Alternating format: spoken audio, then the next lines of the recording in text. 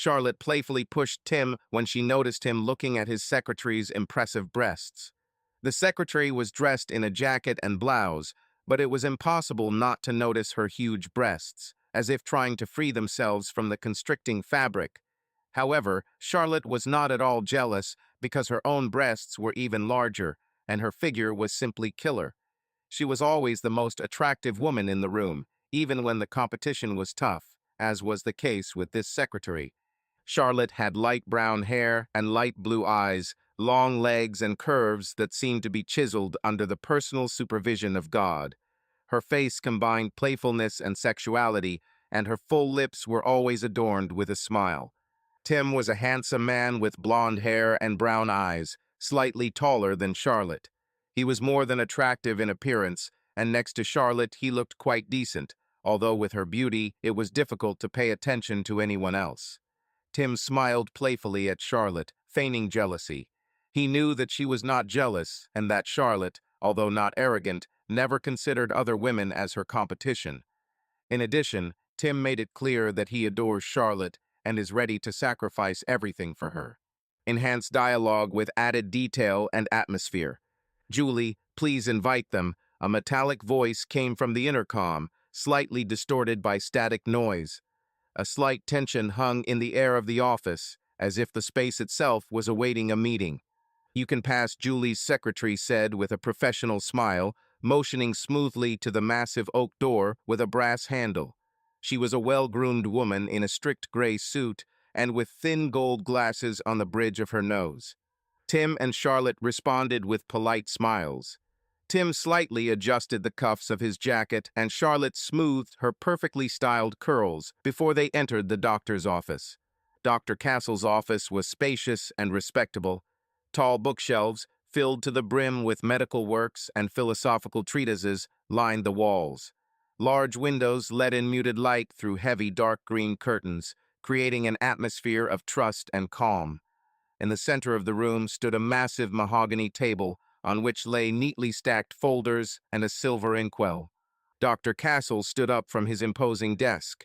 His movements were smooth, confident, as if every gesture was calibrated to perfection. He was a tall, stately man of about 50 with noble features, penetrating gray eyes and noble gray hair at the temples. Despite his age, his hair remained thick and black, which added to his charm. "Welcome," Dr. Castle smiled, extending his hand first to Tim and then to Charlotte. His handshake was firm, but not dominant, rather, it inspired confidence. Tim and Charlotte returned the greeting with warmth and a noticeable note of gratitude. "Please have a seat," the doctor pointed to two comfortable leather chairs in front of his desk. Tim sat down first, trying to look confident, but his fingers still nervously drummed on the armrest. Charlotte sank down next to him, crossing her legs in an elegant motion. She looked flawless. A dark blue dress emphasized her figure, and a pearl necklace sparkled gently on her neck. She folded her hands in her lap, and her gaze was both soft and a little wary. So, Dr. Castle began, sitting back in his chair and clasping his fingers. "What brought you to me?" There was a slight pause in the air. Tim and Charlotte looked at each other, as if encouraging each other with invisible words. "Medicine," began Tim, clearing his throat. "We are generally happy. Well, in marriage, I mean. In everyday life, everything is fine." He looked at Charlotte, and she immediately squeezed his hand gently, as if to say, "You are not alone." "But in our bedroom, not everything is smooth," he added, lowering his voice. Dr. Castle nodded, his gaze remaining calm and professional. "Don't be embarrassed," he said encouragingly. "This is completely natural. Questions like this come up more often than you might imagine. We'll definitely figure it out. Charlotte, what is your opinion on this matter?" Charlotte thought for a moment, her gaze falling to their clasped hands. Then she raised her head, her eyes sparkling softly. "Tim and I have been together for a long time," she began in her melodious voice. "He's caring, empathetic, and I know he's trying his best. Maybe even trying too hard. For me, sex has never been the main aspect of our relationship, but I think he is too focused on everything being perfect." Dr. Castle nodded, his gaze penetrating but not judgmental. "Understand." His voice sounded low and soothing. In situations like this, when both partners support each other, but something still goes wrong, a certain reserve often arises. You both clearly value each other, and that's wonderful. But sometimes the desire not to hurt each other gets in the way of honesty. So I would like to talk to each of you individually. Do you mind? Tim and Charlotte looked at each other again. In their glances, one could read a mixture of trust in the doctor and slight anxiety before the upcoming frank conversation. Yes, sure, Tim finally answered, nodding. If it helps, Charlotte added, her voice full of determination. Dr. Castle smiled, his eyes radiating confidence. Great. Let's start with Tim. Charlotte, Julie will show you to the waiting room. The door closed softly behind Charlotte, leaving Tim and Dr. Castle alone. The atmosphere in the office became a little more intimate, as if the walls were closing in on themselves to keep the upcoming conversation secret. Great, said Dr. Castle. Then I'll start with Tim. Charlotte, could you wait outside? Charlotte smiled, kissed Tim on the forehead, and left the room. Tim, I think I can immediately guess what the problem is, said Dr. Castle. This is quite typical for such cases. Do you mind if I make a guess?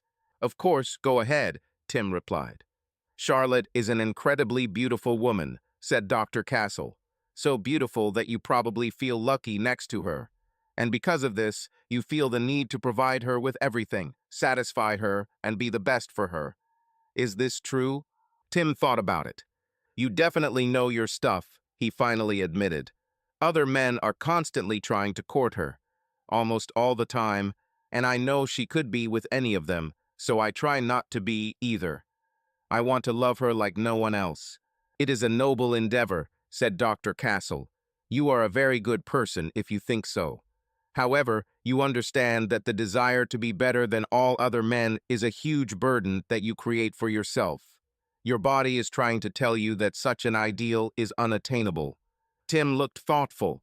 Dr. Castle continued their conversation, supporting Tim and helping him understand his feelings and experiences.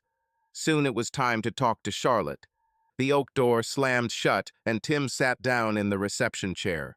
He felt like there was a chance of improvement with Dr. Castle's help. Tim always avoided telling Charlotte how much he needed her because he thought addiction was unattractive. Although he knew that Charlotte would never judge him for such devotion, he still could not be completely honest with her about it. He felt better when he finally shared with someone his thoughts about the imbalance in their relationship. Tim waited for what seemed like an eternity. Finally, Dr. Castle called the secretary and said, Julie, please invite Tim. Tim entered through the oak door and, as he sat down next to Charlotte, noticed that she felt uncomfortable. Her eyes weren't bloodshot, which meant she hadn't been crying, but her hair was a little disheveled and she looked worried. Tim guessed that they must have touched on some deep topics, just like he had during his session with Dr. Castle. Today has been an extremely productive day, said Dr. Castle. I think I understand what each of you needs, and I am confident that we can move forward and resolve your situation. Are you both interested in continuing? Yes, of course, Tim answered immediately. Then he noticed that Charlotte didn't answer right away. Tim looked at her and noticed that she was biting her lip and looking at the floor. Charlotte? Tim asked softly. Charlotte looked up and Tim could see that she seemed to want him to do something, but he couldn't put his finger on what. Charlotte, Dr. Castle addressed her with an almost stern tone, like a teacher to a student. Do you want to continue what we did today? Charlotte looked at Dr. Castle and then back at Tim. Her eyes turned red and tears appeared in them, although they never fell. Yes, Dr. Castle, Charlotte said. Tim held out his hand to her and she placed hers in his. He squeezed her hand gently. I can't tell you how glad I am that you're both ready for this journey, Dr. Castle said happily. Please make an appointment next week with Julie and I will see you again. Tim and Charlotte walked out and Tim noticed another couple waiting in the reception area. The wife was very beautiful with deep brown skin and almond-shaped eyes. Her breasts were not as large as Charlotte's, but this woman was extremely attractive. Tim wondered if he and his husband were experiencing the same problems that he had with Charlotte. That night, Charlotte was distracted and uncomfortable. They didn't have sex, which was not uncommon, because that was why they turned to Dr. Castle for help. However, as they lay in the dark, they talked quietly about Charlotte's obvious anxiety. "What were you talking about?" Tim asked. "He said I was so beautiful that I needed to realize the impact I had on men," Charlotte replied. "That doesn't sound so bad," Tim said, and it's true. "Yes, I know I'm attractive," Charlotte said hesitantly, as she was uncomfortable being a modist. "But Tim, I'm not sure we should go see Dr. Castle again." "Why not?" Tim asked. "He awakened feelings in me," said Charlotte, "feelings that frighten me." Tim thought about this for a long time before answering. "I've never been to a therapist, but I think the point is to face uncomfortable thoughts. I think if you think there is some truth to what he's saying, you should explore your feelings." Charlotte began to cry softly in the darkness, and although Tim could barely hear it, he knew she was crying. He hugged her and tried to console her. "I'm ready to go through anything to make you happy, my dear. But if you don't want to go back there, we won't. Just think about it for a few days and tell me." The next day at breakfast, Charlotte still didn't want to go back to Dr. Castle and was about to call to cancel her next appointment. However, Tim insisted that she hadn't thought about it long enough. Charlotte began to cry again, angry at Tim for not understanding her feelings, but Tim was gentle and patient, calming her down. He asked to give himself a little more time while the feelings from the first meeting were fresh. Let at least one day pass, and if she still decides not to go, he will definitely cancel the meeting. Tim turned out to be right, because the next day Charlotte was no longer so sure of her decision. She asked Tim again and again if he was sure he wanted to come back, and seemed to be waiting for him to cancel the meeting himself. She needed him to take this decision upon himself, because she herself lacked the strength. Tim, however, took it as a sign that whatever had been discussed between her and Dr. Castle needed to be worked through, so he said they should go back. Over time, Charlotte's attitude changed. She not only agreed to return, but also began to look forward to the next meeting. She said that she now understands that she needs to undergo Dr. Castle's therapy and that it will benefit her. Tim was delighted because this meant that their problems might finally be solved. The next session they sat together in Dr. Castle's office. Charlotte looked incredibly attractive in short denim shorts and a white t-shirt. She was showing a lot of skin and Tim could barely take his eyes off her. Despite their problems in their intimate life, he still felt aroused by looking at her. "Can I start first this time?" Charlotte asked Dr. Castle. "No," Dr. Castle explained. "There is an order to this process, and it is important that I talk to Tim first. Please wait outside. We will try not to delay." Charlotte walked out of the office, and Tim followed her with his eyes, admiring the way her perfectly contoured hips swayed with every step. "Now, Tim," said Dr. Castle, "I want to know more about how you and Charlotte met. She's amazing. How could you be with her?" "We've been friends since elementary school," Tim replied, "but only as friends. Of course, she was a cheerleader and dated the most popular guys. I knew her because I helped her with her history lessons, and we started talking. Over time, she began to trust me and treated me like a brother. It wasn't easy because I wanted her so much. At home, I cried, knowing that she was going on dates and probably sleeping with these guys, and then she even told me about it." "Did she tell you about sex with other guys?" asked Dr. Castle. "No," Tim replied, "not directly. She told me more about her relationship, what was going well and what wasn't. I don't think she realized how much it hurt me when she talked about sex with other men. But even though she didn't discuss it in detail, it was too personal, even for us. However, I could understand what was going on from what she was saying." "It must have been humiliating for her to treat you like one of her friends," Dr. Castle remarked. "It was," Tim agreed. "For many years, from elementary school to college, she was with other men. Sometimes I was even with them. I saw how happy she was with others." "Have you satisfied yourself," asked Dr. Castle, "by thinking about her?" Tim shifted in his seat. It was awkward and embarrassing, but he decided not to hide the truth. "Yes, a lot," Tim replied. I've had dates and several relationships. They never worked out because deep down I only wanted Charlotte, so I indulged myself a lot.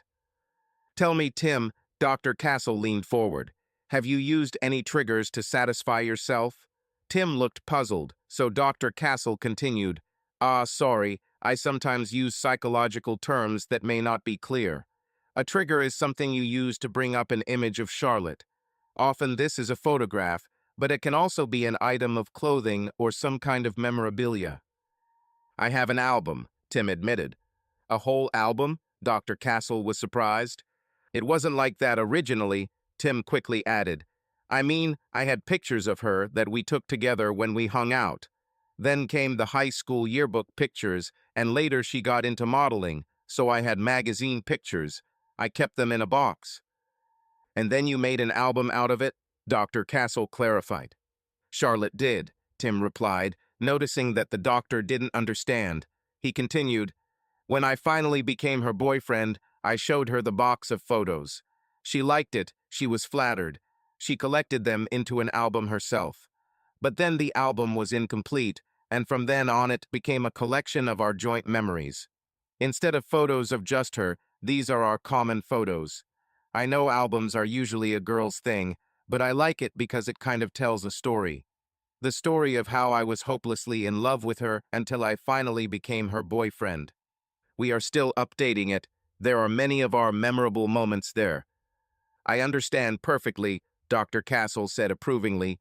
Can we say that this album has become a symbol of your relationship with Charlotte, that it reminds you of your success, the journey from unrequited love to being in a relationship with her, and reaffirms her love for you?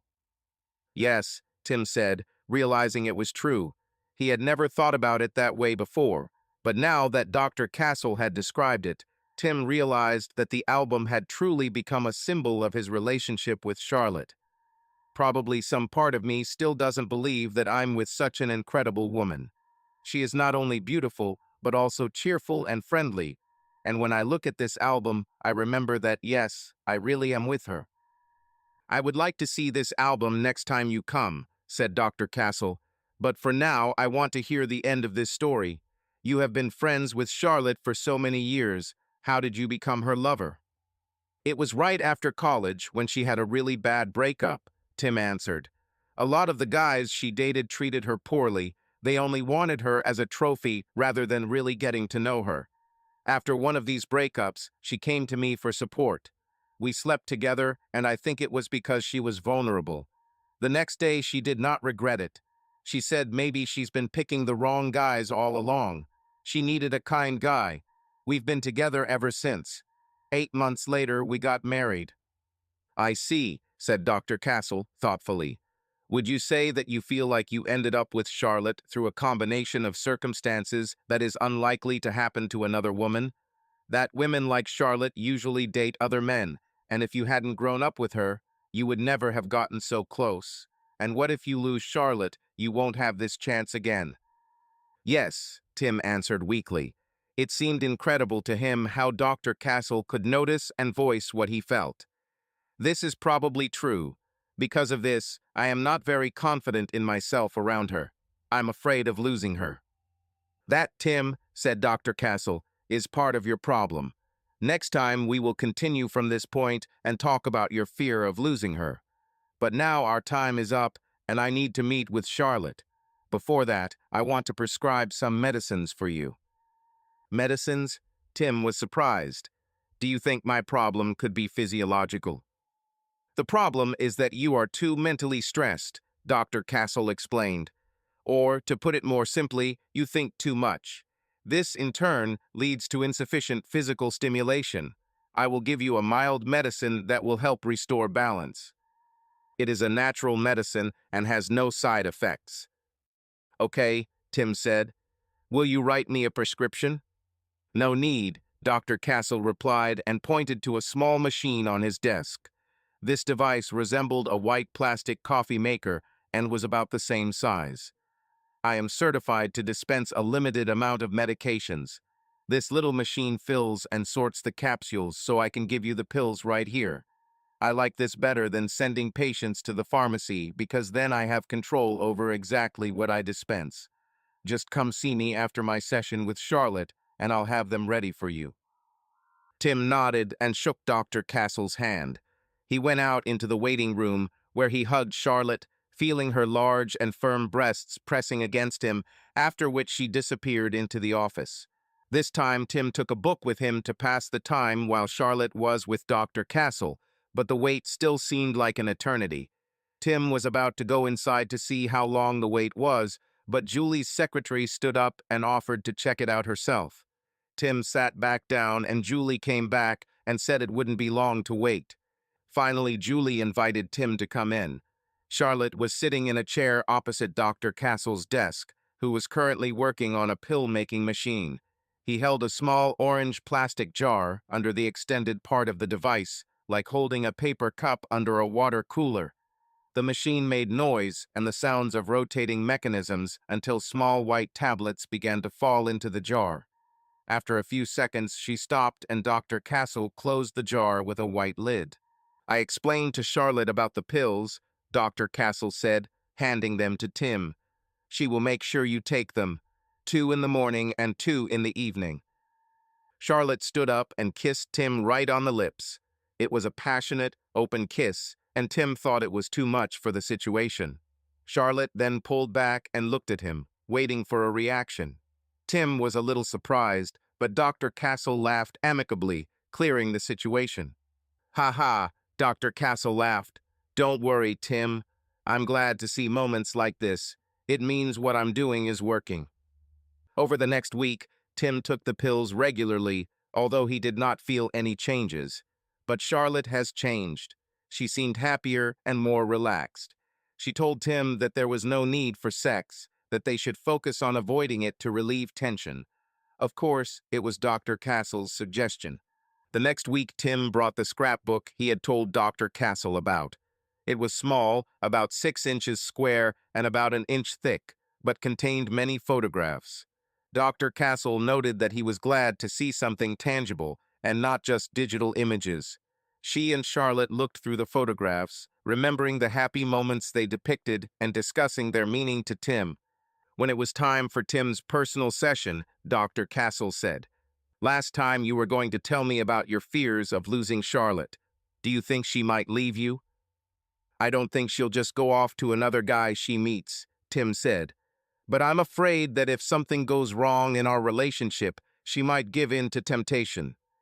"Temptation to cheat?" asked Dr. Castle. "How would you react if you found out that Charlotte cheated on you?" "It would kill me," Tim said quietly. "I don't even want to think about it." "I'll ask you to try to think about it," Dr. Castle said. "Sometimes, in order to overcome fears, you need to face them and work through them. Close your eyes and imagine the other man is with Charlotte. What do you see?"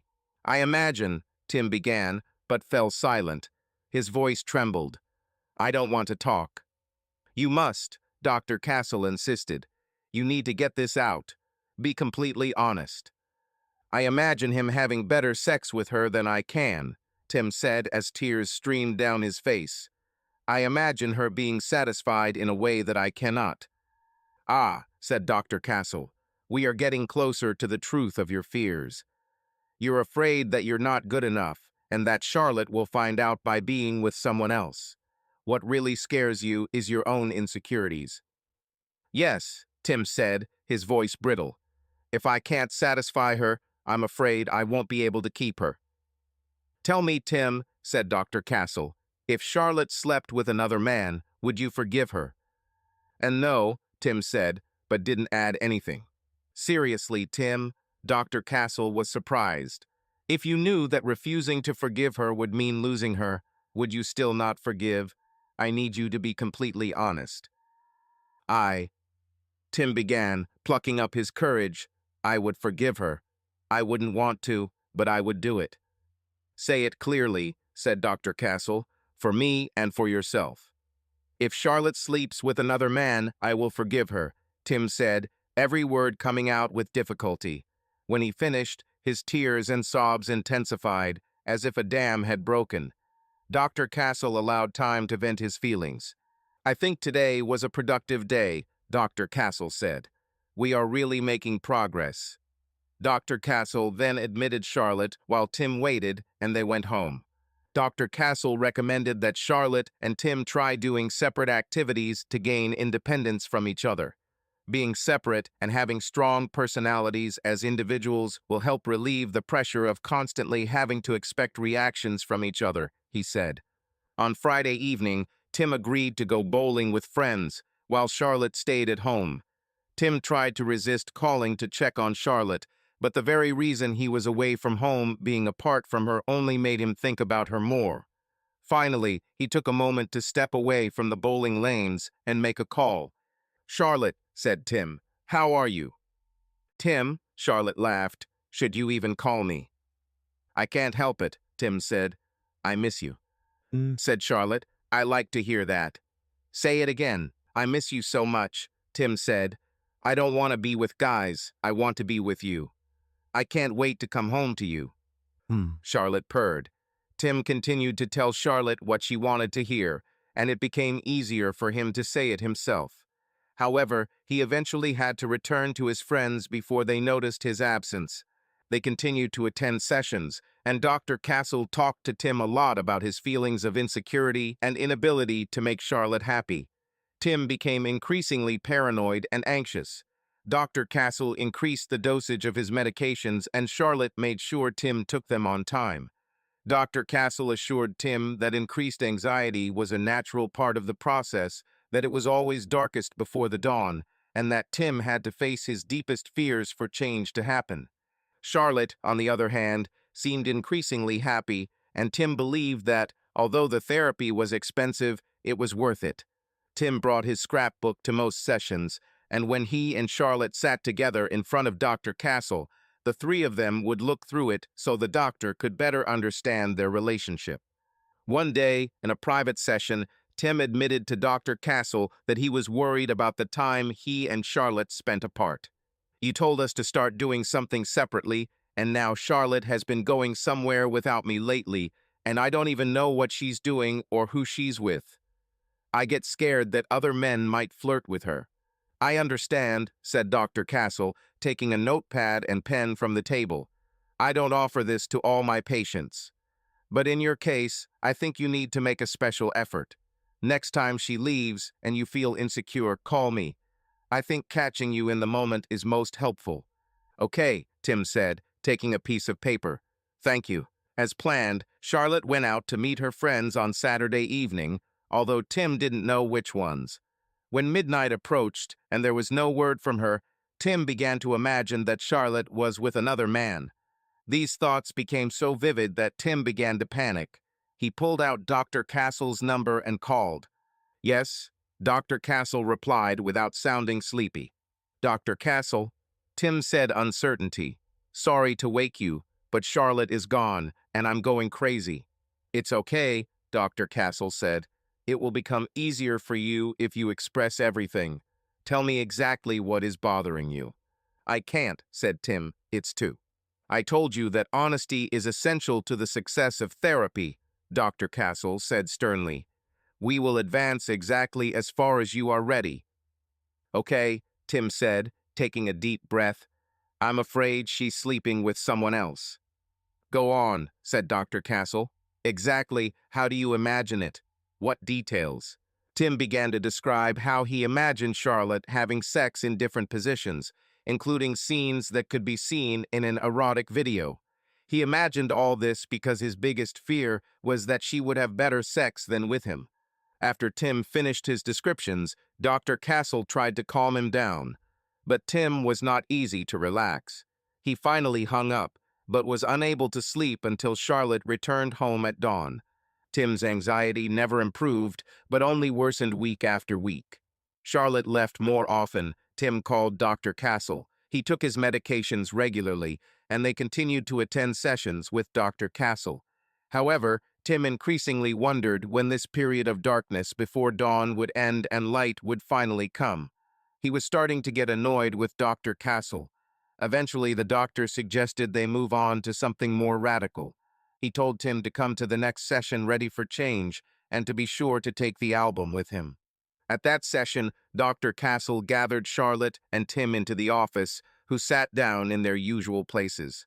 Tim, Dr. Castle began with concern, I understand why you are frustrated with this process, and I must admit that I, too, am coming to the conclusion that it is time to change something. Great, Tim said with relief. I really want to try something else. That's good, Tim, said Dr. Castle. However, you should prepare. What I am about to propose will be quite radical. I'm ready for anything, Tim said and squeezed Charlotte's hand. Dr. Castle carefully pulled out a thin needle and a small bottle of clear solution. Easily piercing the top of the bottle, he slowly took in just a tiny bit of liquid. After that, I gently pressed out the excess drops and gently tapped the needle to remove the smallest air bubbles. Tim was a little surprised to see the needle, but there was nothing scary about it. Dr. Castle walked around the table and, trying to be as delicate as possible, carefully lifted Tim's sleeve so that everything would go quickly and painlessly. If you agree to this, Dr. Castle said as he prepared to insert a needle into Tim's arm, this drug will create a state of relaxation in which we will be able to do things that we normally cannot achieve otherwise. Can you be a little more descriptive? Tim asked.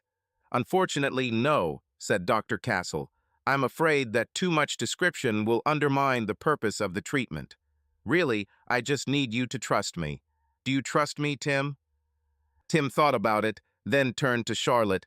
What do you think? Tim asked. I think you should, Charlotte said, patting Tim on the shoulder reassuringly. I want us to move to the next step. Okay, Tim said and flexed his arm in preparation for the needle. Okay, Dr. Castle said, and without wasting a minute, he dabbed Tim's hand with some cotton swabs. It will only take a few minutes for the effect to take effect, Dr. Castle said. Tim felt himself become very heavy, and then he had a strange sensation that he was seeing with his own eyes, as if he were watching a film of what he was seeing, instead of just seeing it directly. It was as if he had somehow ended up in his own head. It was like tunnel vision, but in reality his senses were heightened, so he saw, smelled, and heard everything vividly. Tim wanted to comment on how abrupt everything seemed, but when he tried to speak it came out, Essex N.J. When the sounds left his mouth, he realized that he could not move his mouth. It was like Novocaine after the dentist, only many times stronger. He tried to raise his hand, but nothing moved. He started to panic a little, but there were no outward signs as he was completely paralyzed. I think this might work, Dr. Castle said calmly, putting the needle away in a small case on his desk. Charlotte, be a sweetheart and check his arm. Charlotte took one of Tim's wrists and lifted it slightly off the armrest, then dropped it. He plopped down in his place on the armrest like dead weight. Wow, Charlotte said, is he really completely paralyzed? And Tim tried to say something, but he could barely move his tongue. He has only the slightest involuntary facial movements and things like breathing, Dr. Castle stated confidently, but he is completely unable to move his limbs. Then does that mean? Charlotte asked without finishing her question, because it was obvious to both her and Dr. Castle what she was talking about. The only person who didn't know was Tim. Yes, honey, Dr. Castle said, standing over Charlotte with his legs on top of hers. This means you don't have to pretend anymore. With that, Dr. Castle approached Charlotte and smiled at her. She was wearing a low-cut shirt, and he, slightly embarrassed, asked to show him what she looked like in this outfit.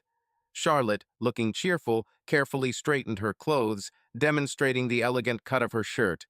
He appreciated her taste and ease, after which they hugged in a friendly manner, and their gazes crossed with warm tenderness. They spent a few moments in this quiet, almost shy intimacy, letting their feelings speak without unnecessary words. Tim was completely confused at first. Was this some kind of game, some strange way to provoke a response from him for the purpose of therapy? It was too weird, too extreme to be taken seriously, and yet there was no hint of any kind of game. Then, when Charlotte started stroking Dr. Castle through his pants as they leaned against Dr. Castle's desk, he realized that they were actually doing what they were doing. N. Tim tried to protest, but he couldn't move and could only watch helplessly. "Oh yes," said Dr. Castle with a pleased grin. "Now it's all out, Tim. This is reality. The therapy you generously paid for was actually for my amusement while I had sex with your wife and found ways to humiliate you. It was a long and exciting game. However, I have now decided that the time has come to take Charlotte away from you completely. However, it wouldn't be fun to just walk away with her. No, whenever I come for such a truly special woman as Charlotte, I make it a special pleasure for her and for myself to say goodbye to her husband." Tim could move his eyes and looked at Charlotte, hoping to see some sign that she might have been drugged with something or forced to do what she was doing. He still loved her so much, and it was impossible to believe that she could be so different from the one he knew. The part of him that understood that she and Dr. Castle had been together for months, and that this wasn't a sudden change in Charlotte, slowly realized Tim's desperate need to believe that Charlotte wouldn't do what she was doing. "You're probably thinking that I used some kind of hypnosis or coercion on the beautiful Charlotte," Dr. Castle said as Charlotte knelt down and began to unzip Dr. Castle's pants. "Nothing could be further from the truth. The point is that I just let her know that, unlike you, I am an alpha male who deserves a superior woman like her, and that she is wasting her time with called a nice guy like you." When Charlotte helped Dr. Castle with his clothes, his confidence and commanding demeanor immediately stood out.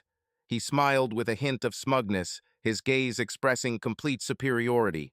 Charlotte, succumbing to this magnetic charm, seemed completely absorbed in what was happening, as if forgetting about everything else. "This is probably hard for you to understand because you, like Charlotte before, fall prey to these social stereotypes that a woman should be with a good guy," Dr. Castle explained, his voice calm but full of hidden defiance. "But the truth is that when she meets a man with a strong character, she simply cannot resist it. From the very first day you came to me, I knew that Charlotte felt this response. Her natural essence yearned for something more than the patterns of society." Charlotte listened to him, and her gaze expressed a mixture of embarrassment and admiration. The atmosphere in the room was filled with tension, but there was no hostility, just some strange unity, as if their roles in this story had already been determined in advance. Charlotte, enthusiastically accepting Dr. Castle's attention, moved to his rhythm, her lips gently enveloping him. Her movements were smooth, and her breathing deepened, adding sensuality to the moment. Dr. Castle gently held the back of her head, guiding her and setting the pace as their interaction became increasingly intimate. Charlotte raised her hands to his sides, showing complete trust and willingness to follow his movements. Mutual understanding and synchronicity reigned between them, enhancing the atmosphere of intimacy. Dr. Castle contorted his face and looked like an animal, a side of his personality that Tim would never have imagined. This clearly showed how Dr. Castle completely took off the mask of a sympathetic psychologist and demonstrated his true, dominant self.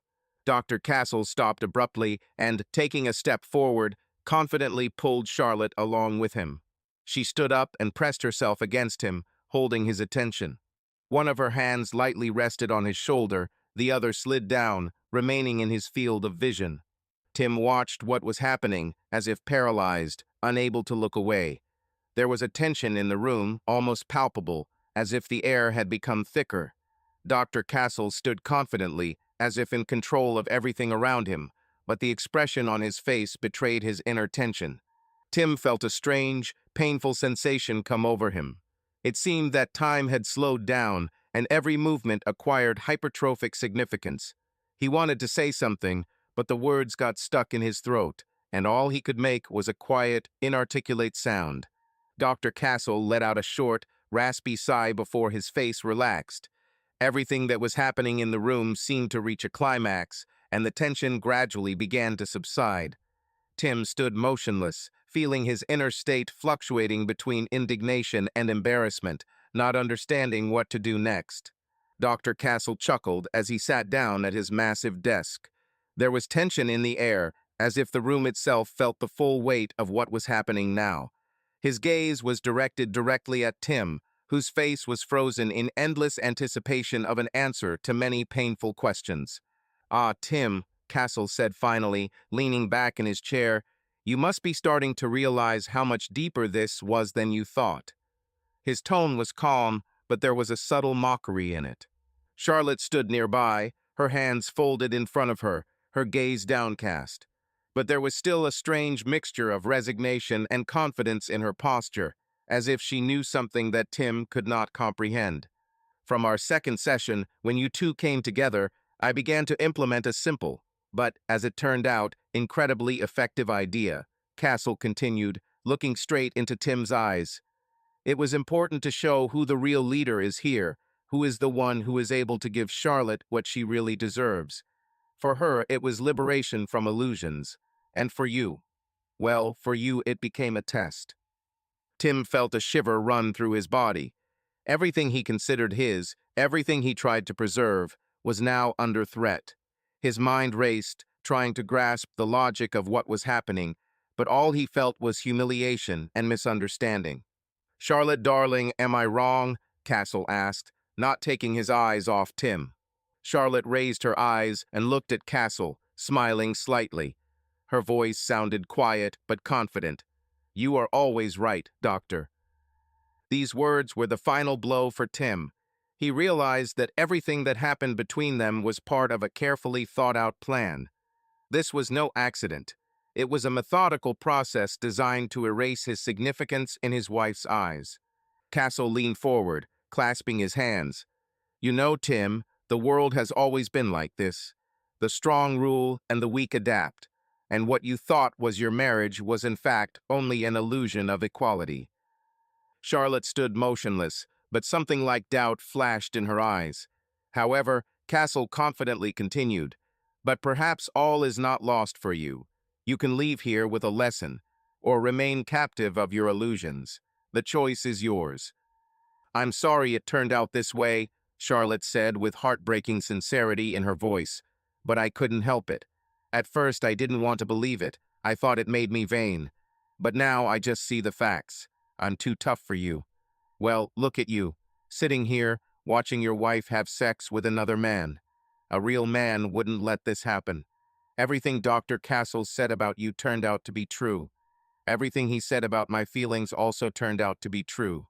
It was just a stupid mistake that I was with you, and now I have to make up for it by doing what Dr. Castle says." "Yes," said Dr. Castle, "the only way to make Tim understand his place is to show it to him. Go to the sofa." Charlotte stood up and obediently walked to the large leather sofa at the side of the room and sat down. It was clear from the way she moved that there were no questions in her mind about following Dr. Castle's command. Dr. Castle grabbed the arms of the chair and turned it along with Tim so Tim was facing the couch. Tim looked at Charlotte, at her luxurious rounded form, easily and sexily located on the sofa. Her huge breasts squeezed as she leaned to the side, emphasizing their full, round mass. Tim wanted to kill her for what she was doing to his heart, but at the same time he wanted her to see the wrongness of what was happening and be with him. He also desperately wanted to have sex with her because he had never felt such powerful sexual energy from her before. "Tim," Dr. Castle said somewhere out of Tim's line of sight, "I want you to experience what Charlotte and I experienced during our sessions. I will have sex with her just like I had sex every time you waited outside for her." Tim heard an electronic beep as Dr. Castle pressed a button on his laptop. "There's a reason I always made you go first." Then, as Dr. Castle entered Tim's line of sight, heading towards Charlotte, Tim heard a recording of his and Dr. Castle's conversations. "How would you feel if you found out that Charlotte was cheating on you?" Dr. Castle's voice sounded on the recording. Then Tim's voice answered, "It would kill me. I don't even want to think about it." "I played out all your complaints while I had sex with your wife," Dr. Castle said, gently pushing Charlotte back onto the couch and standing over her. "At first, Charlotte felt guilty listening to you worry about what she was really doing while we listened to you. Over time, however, holding you in her head, imagining your reaction, helped her realize her power as well as my power over you. I dare say she gets the most satisfaction when she hears your fears. This record is one of our favorites." "Is this the one where he cries?" Charlotte asked with childish spontaneity, wrapping her legs around Dr. Castle. As if on cue, Tim's sobs were heard on the recording. "If Charlotte had slept with someone else, I would have forgiven her." Charlotte and Dr. Castle looked straight at Tim and laughed like children teasing someone weaker. "Get ready to forgive your wife," Dr. Castle shouted mockingly, and Charlotte laughed at his joke. With these words, Dr. Castle hugged Charlotte, and their interaction became more intense and emotionally charged. There was such a powerful connection between them that everything else faded into the background.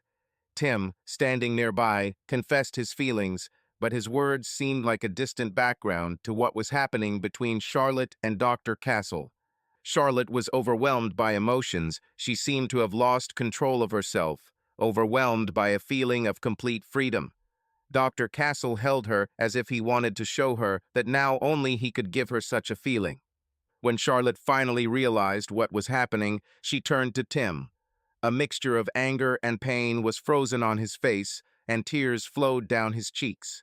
"Charlotte, look at your husband," said Dr. Castle with a note of triumph. Charlotte froze for a moment, looking at Tim. A strange feeling came over her, a mixture of guilt, surprise, and something she couldn't explain in words.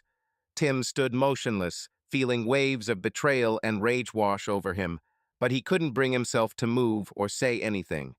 "Oh God, he's crying," Charlotte whispered, as if she couldn't believe her eyes. The scene was so strange and intense that Charlotte closed her eyes, trying to find the strength to sort out her conflicting feelings, at least for a moment. She could not determine what she felt: freedom or destruction, delight or bitterness. Dr. Castle, noticing her condition, as if he wanted to demonstrate his superiority, continued to act confidently, directing the situation according to his scenario. Tim stood silently, but something more than just pain was brewing inside him. He felt that his old life was collapsing, and that everything would be completely different from before. "He's probably suffering as much as a man can suffer," said Dr. Castle. "So much pain, and all because of you. Don't you like this power?" "Yes, yes," Charlotte shouted. "I'm so damn hot. I'm no match for him." Dr. Castle laughed with obvious satisfaction as he watched Charlotte sink into a state that he interpreted as complete relaxation and submission to his influence. His tone changed to a more defiant tone as he turned to Tim, who was forced to watch helplessly. "This, my dear friend, is one of those moments that you miss because you are unable to see the real picture," he said with undisguised contempt. "Every time you called me and shared your fears, describing what could happen, I was only convinced that I was right. You yourself allowed your worries to become reality. It's a paradox, isn't it?" He stepped closer to Tim, his voice mocking, but at the same time with a hint of professional curiosity. "As a psychiatrist, I would be interested in hearing your thoughts. How does it feel to realize that you have been betrayed?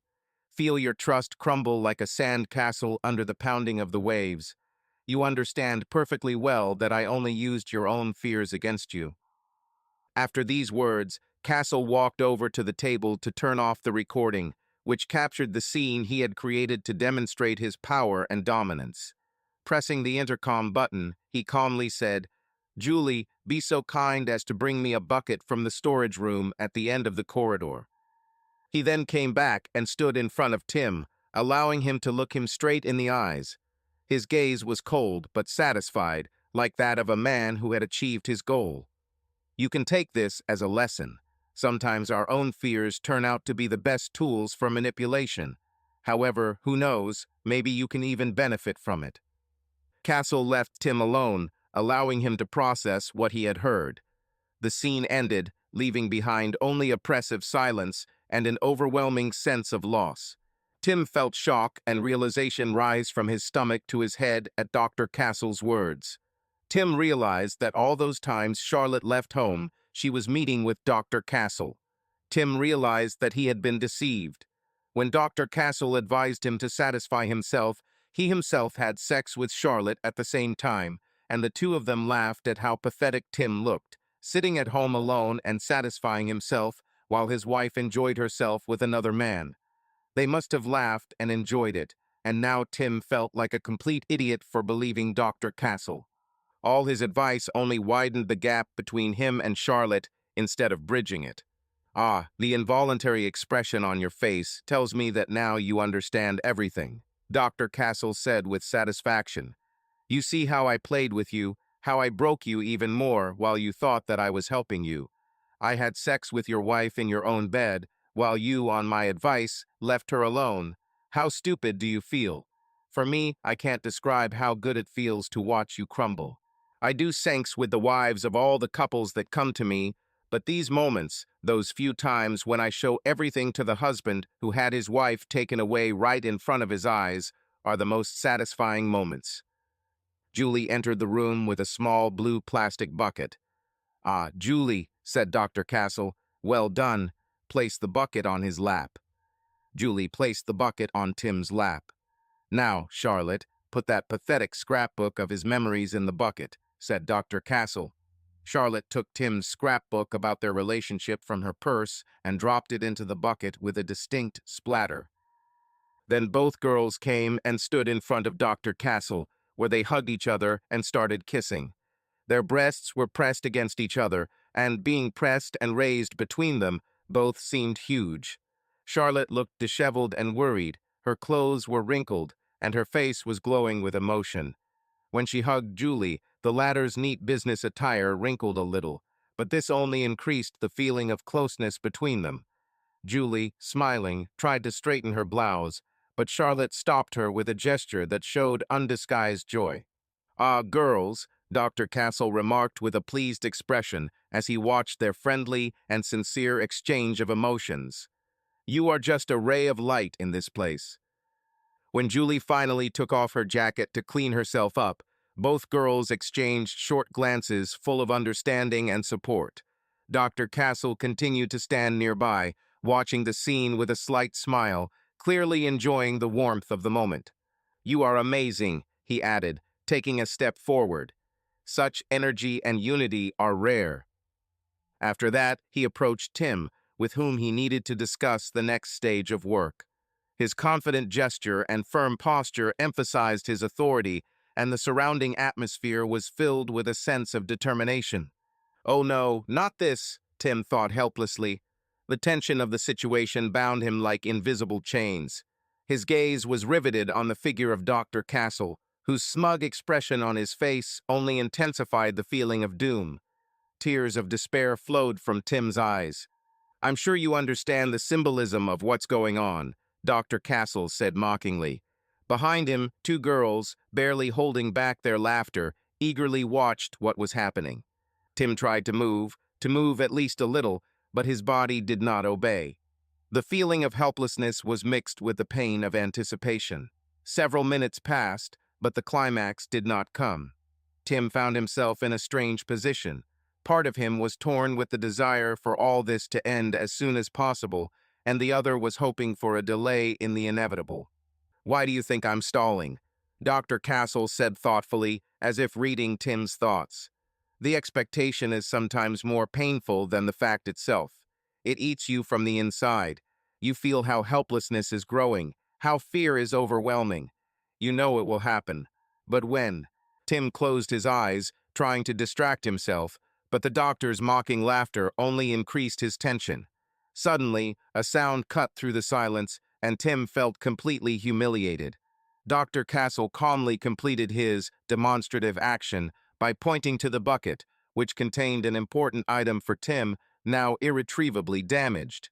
That's it, said the doctor, dusting off his hands. This is your lesson, remember it well. Tim remained sitting, completely devastated, looking at the consequences of this terrible scene. Dr. Castle then stepped back and leaned on his desk. Girls, he said simply, and both girls immediately dropped to their knees and began to diligently pleasure him. As I already mentioned, Dr. Castle continued matter-of-factly, I have sex with the wife of every couple that comes to me.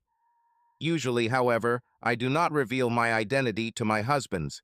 I just let their wife cheat on them with me until they eventually break up. And then whether I continue to communicate with her or not depends on my whim. But every now and then you come along a real beauty like Charlotte who is special. I need to possess her completely, and that means destroying her husband. And I do it. After this, however, Men become weak in spirit and begin to think that they can find satisfaction in violence, trying to take revenge. So I just disappeared. I will take your wife, start a new practice, and continue to have sex with other people's wives, while your wife serves me like my other special women. You won't find me, don't try. Those who are better than you tried, and I only made it worse for them. Dr. Castle looked down at the women kneeling in front of him, servicing him. Stand up, said Dr. Castle in the tone in which slaves are commanded, and both immediately stood up. They stood on either side of Dr. Castle, and he hugged them, placing his arms under their arms and resting his hands casually on the sides of their volleyball-sized breasts. Say goodbye, Charlotte. Goodbye, Tim, Charlotte said with a chuckle. She took off her wedding ring and threw it into the bucket, where it splashed into a puddle of urine. You are so disgusting and pathetic, Charlotte said to Tim. A real man wouldn't let another man urinate on himself. I'm so glad Dr. Castle showed me what a loser you really are. Tim's eyes widened in shock at how cruel Charlotte was acting. She spoke as if it was all Tim's fault, as if he himself was to blame for the fact that Dr. Castle urinated on him. How could she not understand the injustice of what was happening? And yet her words were so sincere that Tim's heart was literally torn with pain. He could not reconcile his love for her with her evil words. Dr. Castle and Julie laughed, and then Charlotte joined them. Julie, bring my laptop. We won't need the rest from here, said Dr. Castle. Julie obediently did as she was told, and then followed as Dr. Castle and Charlotte left the office. Tim sat in a daze, unable to move his arm or leg. His gaze was directed into emptiness, and his body seemed like a motionless statue. An hour and a half had passed since Dr. Castle, Charlotte, and Julie had left the premises. Gradually, he began to feel a slight tingling sensation in his limbs, signs of returning sensitivity. The first movements turned out to be awkward and abrupt. He accidentally touched a nearby bucket, knocking it over. The liquid spilled across the floor, forming a large puddle. Trying to keep his balance, Tim awkwardly slid out of his chair and found himself right in this mess. The papers and photographs lying on the floor became wet and stuck together, turning into a shapeless mass. With an effort, Tim rose to his shaking legs. Each step was difficult for him, but gradually he regained control of his body. He stood in the middle of the chaos, breathing heavily and trying to comprehend what had happened. Tim stood in the room, feeling humiliated, disappointed, and furious. He wanted to kill Dr. Castle, maybe kill Charlotte too, although he desperately wanted to have sex with her so much that his heart was breaking. He felt a strange sensation, as if Charlotte were a prize and he had lost her to Dr. Castle. This made him want to bring Charlotte back to defeat Dr. Castle. He knew he should hate Charlotte for everything he had done, but he loved her too much and for too long. This made the situation even more painful. He loved her and could not imagine life without loving her, which made her actions even more cruel. He walked over to Dr. Castle's desk and looked into the drawers and found them mostly empty. He went to the filing cabinet and found that it was also empty. Everything had clearly been taken out in preparation for this day. There were no documents, nothing to indicate Dr. Castle's identity, place of residence, or plans. In a rage, Tim began to destroy everything in the office. He broke lamps, knocked over furniture, and crushed everything that could be broken. Tired of expressing his rage into the void, Tim went to his car in the underground parking lot. On the way, he passed two people who could not hide their shock and disgust at his dirty appearance and the stench of urine. At home, he discovered that Charlotte had come in and taken a lot of her things. Not everything that belonged to her, but obviously the most important, leaving behind the unnecessary. To make matters worse, Tim discovered that his clothes were folded in a heap on the floor by the bed and had been wet, apparently by Dr. Castle. Tim had to go through the humiliating process of washing all his clothes before he could leave the house again. Of course, Tim tried to find Dr. Castle, but he couldn't. He tried searching in various directories, among marriage counselors across the country on the internet, and by calling different cities. But there were tens of thousands of different types of therapists in the country, and assuming Dr. Castle was operating under a different name, Narrowing down the search was nearly impossible. He called medical associations, gave a description, but to no avail. Tim spent the rest of his life alone and without a full sex life. Sometimes he approached prostitutes, but after that he always felt dirty and pathetic, so he tried to avoid it. Sex with ordinary women was impossible because he couldn't trust them. The more beautiful the woman was, the more Tim suspected her of evil. As a result, Tim even spent a short time in prison. He was sitting at a bar with work colleagues. He didn't know them very well, but they tried to engage him in communication. Everyone knew that Tim was extremely awkward around women. He was aggressive, and it kept him alone. One day, during a harmless conversation about how Tim could relax a little and try to somehow learn how to talk to women, one of the guys casually remarked, "Maybe you should try therapy." Tim attacked him, and he ended up being charged with assault. Part of the problem was that Tim refused to explain why the mention of therapy made him so angry. The judge, already strict, decided that the lack of explanation indicated a tendency towards violence and wanted to teach Tim a lesson. The judge chose prison instead of regular community service. Tim didn't spend much time in prison. It was a minimum security facility, and he spent less than 2 months there. There was practically nothing to do, and Tim was left alone with his thoughts most of the time. After a week in prison, he received one letter. It featured a photo of Charlotte in a bikini, kneeling in a Sports Illustrated pose. Her ample breasts glistened with drops of water, and she looked seductively at the camera, brushing back her wet hair with both hands. On the back it said, "I hope you still think about me." Tim satisfied himself furiously by looking at this photograph, all the while cursing himself for continuing to think about it. "This would never happen to me," Jay said with a drunken hoarseness. "And if something like that happened, I would fucking kill this freak and the bitch who cheated on me and all these girls of easy virtue who follow his lead. I wouldn't care if I went to prison for life or the electric chair. There are things a man shouldn't allow to be done to himself. You have to stand up for yourself, even if you have to pay." Tim already regretted trusting Jay, partially because Jay just didn't understand, and partly because Jay was talking so loudly that others in the bar could hear him, and Tim didn't want anyone else to know about his situation. After his brief stint in prison, Tim decided he needed to move to another state and start over. His criminal record remained, which made it difficult to find work, but he felt better in a place where things were different. There were no places reminiscent of Charlotte, no people who knew him before. He found anonymity in a large Midwestern city where he took a job as a courier, driving around in a truck all day. The job was mostly solitary, except for time spent at the service center, where he picked up packages for delivery and participated in morning meetings with managers and other drivers. There he met Jay, who was a supervisor, and they hit it off. Jay was slightly taller than Tim and much more toned. He was an energetic, assertive man who was never shy about speaking his mind. Jay had a beautiful wife named Raquel. Raquel was of Southern European descent, with jet black hair and very pale skin. Her eyes were narrow and dark, and her lips were full, but with an edge that made them incredibly sexy. Her figure was seductive, but at the same time slim and fit. The breasts were huge, the size of volleyballs, firm enough to bulge out without a bra, but they jiggled enticingly with the slightest movement. Even women and the most reserved men couldn't help but stare open-mouthed at her impressive cleavage. One day Jay invited Tim to dinner, but as soon as Tim saw Jay's incredibly sexy wife at the entrance to the house, he immediately came up with an excuse and left, without going further than the hallway. After that, Tim avoided any situations where he might run into Jay's wife.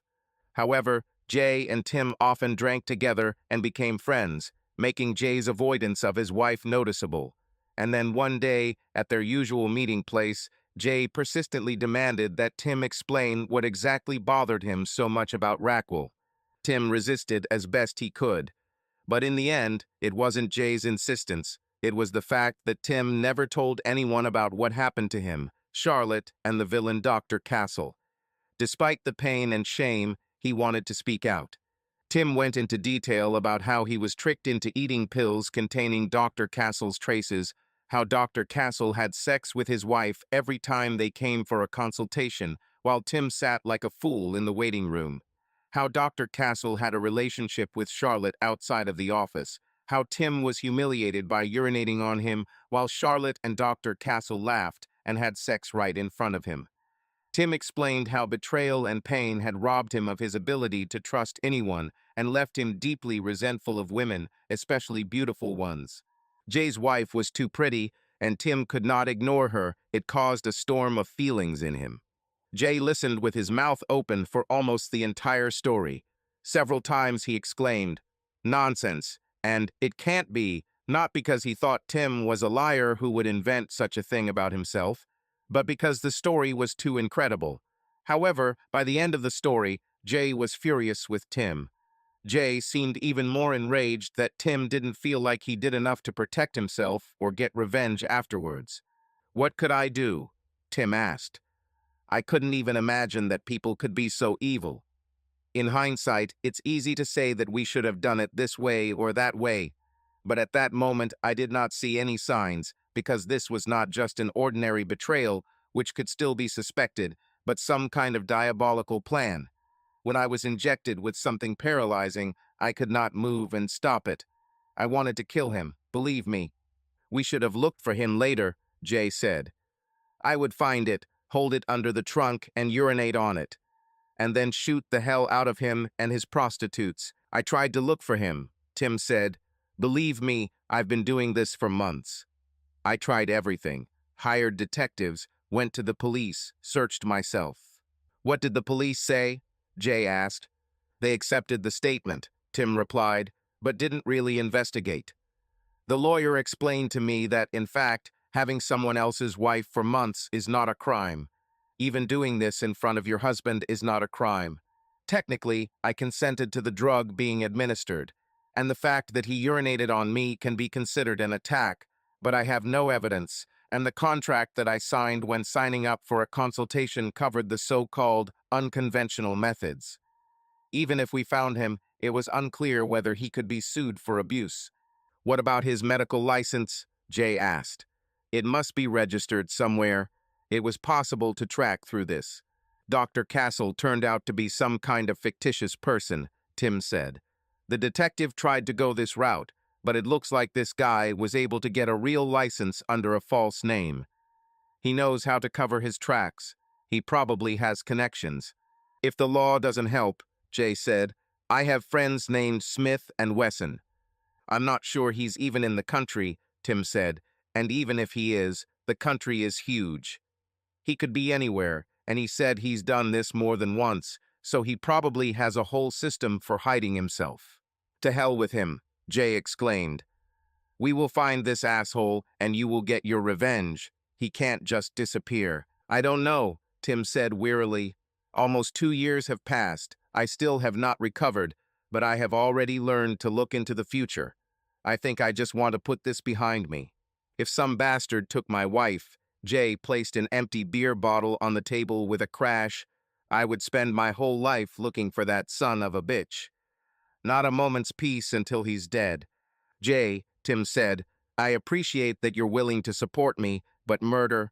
I have a new life now, and I don't want to go to prison." "Okay, maybe not murder," Jay said without reducing the intensity, "but at least something. Point the gun at him and piss on him like he did on you. Do something to make him understand that he can't get away with it." "It's not just that," Tim said. "What about your wife?" Tim asked with some hesitation, knowing that such words could anger Jay even more. "I never thought that Charlotte could betray me like that. If you get close to Dr. Castle, he might target your wife." Jay clenched his fists and frowned, blushing with rage, as if he was about to punch Time for asking such a question. His face turned red with deep, primal anger. However, somehow Jay restrained himself, seeing that Tim spoke sincerely and was mainly afraid not for himself, but for Jay. "Damn it, Tim," Jay almost shouted. "This guy really broke your brains. He is not a sorcerer who can bewitch women into having sex with him. My wife and I have a strong relationship. I'm sorry it didn't work out that way for you, but what happened for you is not the norm for most couples. I thought the same thing, Tim said, and tears welled up in his eyes. Don't you understand? I was just as sure of Charlotte's love. I would put my life on the line. Jay saw the sincerity of Tim's words and realized that blaming him for the mistakes of their relationship would only make time feel worse. He decided not to develop this topic, although he still thought that something similar could not happen to him and Raquel. My wife would never do anything like that, understand, Jay said angrily. But purely hypothetically, if I were with a woman who did this, I would beat her brains back, fucking her so that she would beg to be with me again. A woman should know who the man is in her life. Raquel is hot and attention-grabbing, but she knows without a doubt who her man is. Everyone who meets us knows. If someone touches her, I will fucking kill him. And if she goes on a spree, I will quickly put her in her place. This is how you keep a hot woman faithful. And that's how you keep an asshole like Dr. Castle from attacking you. Tim wanted to object, but he knew it would only anger Jay even more, so he kept quiet. What should I do? Tim asked. What are we going to do? Jay said, putting his hand on Tim's shoulder. I'll help you, Tim. This is right. I'll help you find this freak. I give you my word that we will get through this to the end together. Okay, Tim said, not entirely sure. But where do we start? I've tried so many times to find him. I don't even have a photo of him. Leave everything to me, Jay said. The next day at work, it was as if that conversation had never happened. Tim decided that Jay simply had too much alcohol and forgot about everything. They didn't bring it up for several weeks. Tim deliberately avoided conversation, and Jay gave no reason to think that he was doing anything. But a little less than a month later, Jay stopped Tim in the locker room right after work, when the other drivers had already left. I found it, Jay said. It was said so simply that Tim at first didn't even understand what he was talking about. Jay just stood there, waiting for a reaction, and his silence and serious expression made Tim realize everything to the end. He felt surprise and, unexpectedly for himself, fear. This touched a part of his life and heart that had previously only brought pain. Did you find it? Tim asked. How? When? Where are you? Tim became so excited that his voice suddenly stopped, and he looked at Jay with his jaw slack and his eyes wide open. Jay was silent for a moment, as if savoring the moment. I had two advantages over you, Jay said calmly. First of all, I have no past. This guy must have connections that help him get licenses, clients, and everything he needs to stay in business. So if you're calling trying to find him, maybe one of his buddies is answering, and they're blocking you. But they don't know me. And secondly, Jay continued, I have a hot wife. So I called, not trying to find a doctor, but just telling people about my wife and making up problems. You used your wife as bait? Tim asked with horror in his eyes. Jay, you shouldn't have done that. You took too many risks. Damn it, Tim, Jay soared, waving his hands irritably. You just don't understand, right? What happened to you wasn't just the work of that idiot Dr. Castle. It's him and your wife. She was part of it. He didn't cast a magic spell on her. She betrayed you because she turned out to be who she is. But not every woman is like that. My wife is not like that. There is no risk here. Does she know? Tim asked. Who, Raquel? Jay clarified. Yes, she knows that you used her as bait. I told her about it, Jay said. He saw that Tim was about to protest about the broken promise not to talk about it, so he quickly continued. I didn't tell her about all the nasty things they did to you. Don't worry. I simply said that your wife left for someone else, that he was your family psychologist, and that he acted vilely because he abused your trust as a psychologist. She is completely sympathetic. She doesn't know how much we want to get to this guy, but she understands that we want to find him. And what does she think? Why are we looking for him? Tim asked. I don't know, Jay answered. I think she realizes that we might want to beat him up a little, but she doesn't want to know too much and thinks he deserves it. Jay, I'm begging you, Tim said. Don't put it in front of him. Tim, Jay said, as if he could hardly contain himself, you need to meet my wife. Make sure she's not like Charlotte was. I think it's important for you to see that Charlotte was a rotten apple. Normal women don't rush into the arms of another man. You need to realize this to understand how guilty Charlotte was and perhaps to start trusting women again. You need to get back in the game, friend. Jay, Tim said, I'm not saying anything about your wife. I know she's a good woman. But women like her just remind me of what happened, that's all. I know, but you need to get over it, Jay said. I won't accept no. You must come to me and meet my wife before we go after Dr. Castle and Charlotte. You must be in the right state of mind. Okay, Tim said. I'll spend a little time with you and your wife. Just promise she won't be involved in this. We don't need to involve her. She won't even know what he looks like, Jay said. I have his address. Looks like it's an office or something. It's better to minimize contact. We'll just come and wait. Is he in our city? Tim asked. No, Jay answered. It's in the Southwest. We'll have to go there and take a vacation. I'm not sure, Tim said. Just don't be shy now, Jay said. I spent a lot of time finding this guy. Don't you want revenge? After all, what he did to you, this cannot be forgiven. Tim felt a chill as he briefly remembered the past. You're right, Tim said with determination. What's the plan? Over the next few weeks, they discussed their plan constantly. Overall, it was simple. Kidnap Dr. Castle, hold him at gunpoint, and humiliate him. However, there were many details, and they discussed them almost every time they could talk without fear of being overheard. Tim was sure he wanted to pee on Dr. Castle, but Dr. Castle had done a lot of bad things to Tim, and Tim wanted to take revenge for it, although he couldn't figure out how to do it. There was also the question of how badly Tim should beat Dr. Castle. 'Cause permanent injury to him, kill him. Tim's answer depended on his mood. When he remembered that terrible day with Dr. Castle, he wanted to kill him. However, at other times, when Tim was simply minding his own business, he realized that there was a risk of being caught or arrested, and then he thought that Dr. Castle was not worth ruining his life. Charlotte's problem was much more complex. Part of Tim wanted to mock her, but that wasn't the main goal. He wanted Charlotte to want him so he could leave her. Tim sometimes fantasized that demonstrating his superiority over Dr. Castle would make her return to him, because perhaps that was the reason she left for Dr. Castle. Maybe she was attracted to stronger men. However, Tim knew deep down that simply having Charlotte in the room while Dr. Castle was humiliated would not be enough. Dr. Castle spent months plotting his revenge against Tim. It was simply impossible to create the same circumstances for Tim.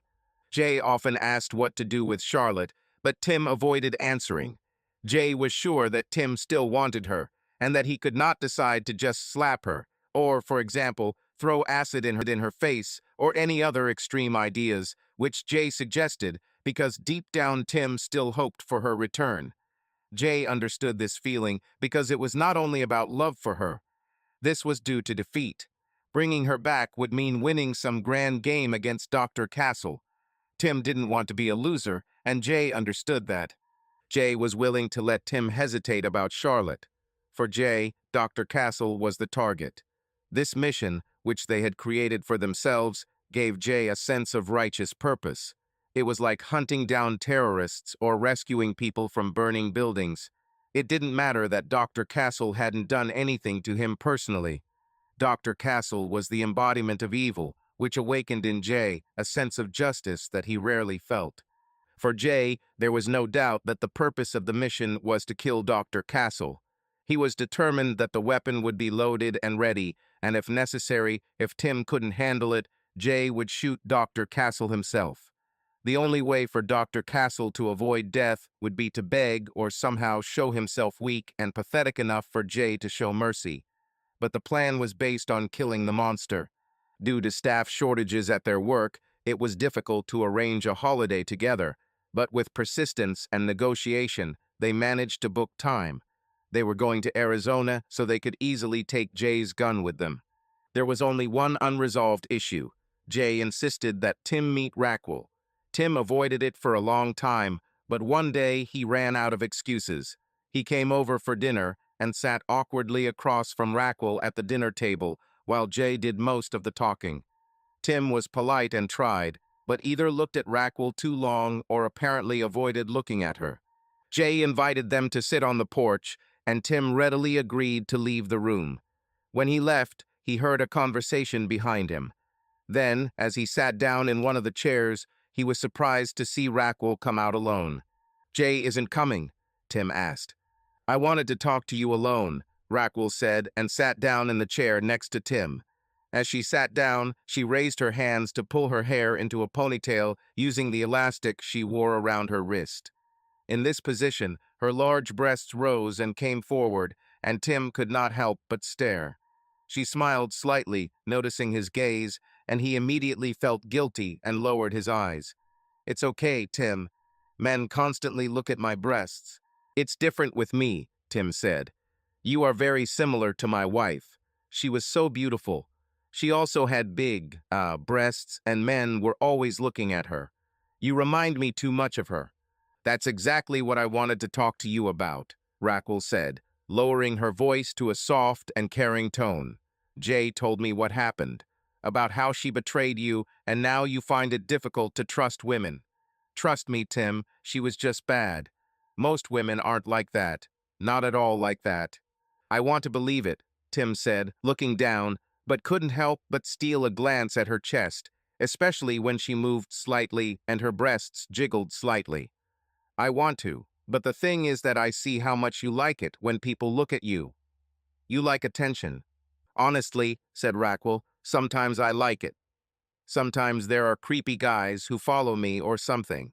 But when I think about it, I realize that it is better to have too much attention than too little. Some of my friends are quite ordinary looking, and they don't get enough attention, or they complain that they can't meet the right man. I know that if I wanted to meet a man, I wouldn't have to worry about him not approaching me." "That's what I mean," said Tim. "This is the very power that you have the ability to attract men and make choices. There is nothing wrong with this, but it is part of the feeling of power and superiority. I think Dr. Castle pushed Charlotte to take these feelings to the extreme. He made her realize that she could not only get any man, but also get rid of anyone she wanted.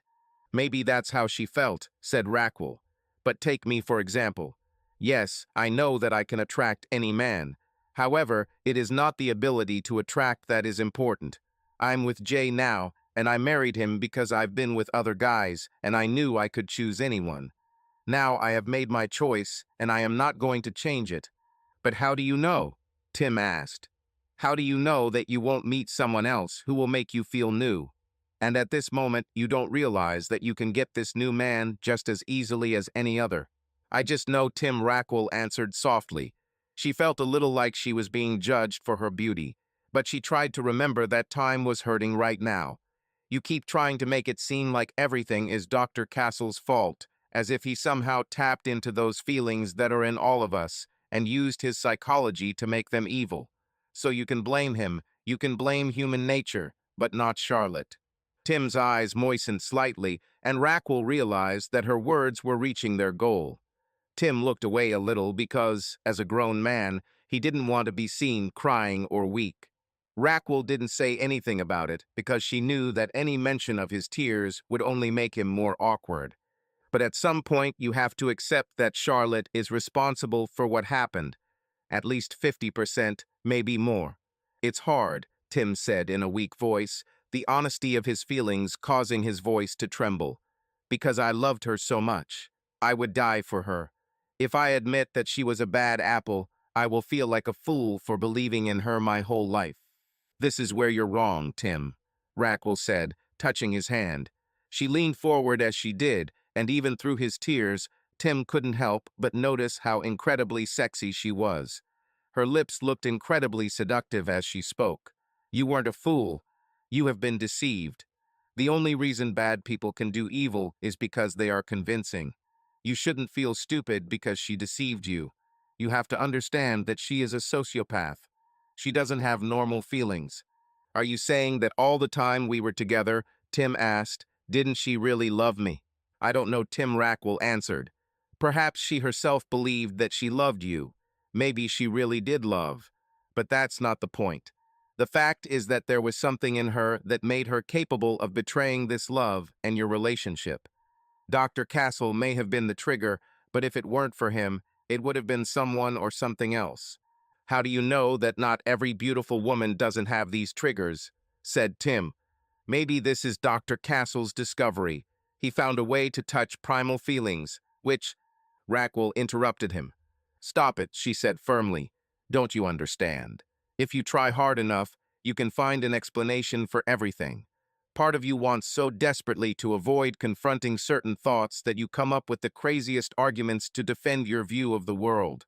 Love is trust. If you can't trust anyone, even just a little bit, you'll never fall in love again. I ask you to trust me. Trust me as an example because I love Jay, and if a love like ours can exist, then you can have one too. Tim smiled weakly.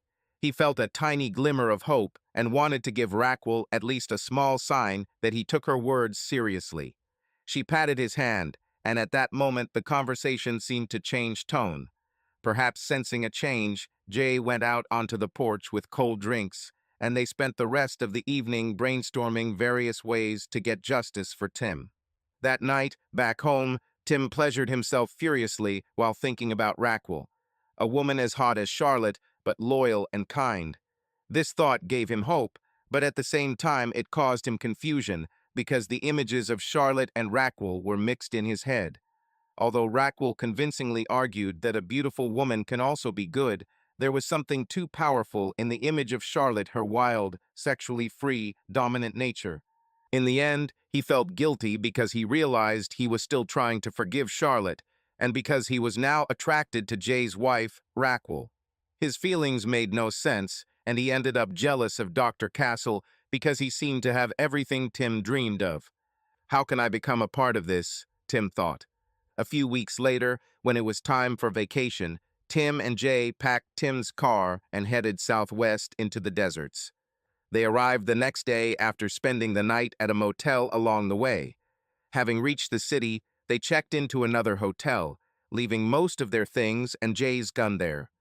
The first part of their plan was simple: keep an eye on Dr. Castle and pick the perfect moment to kidnap him.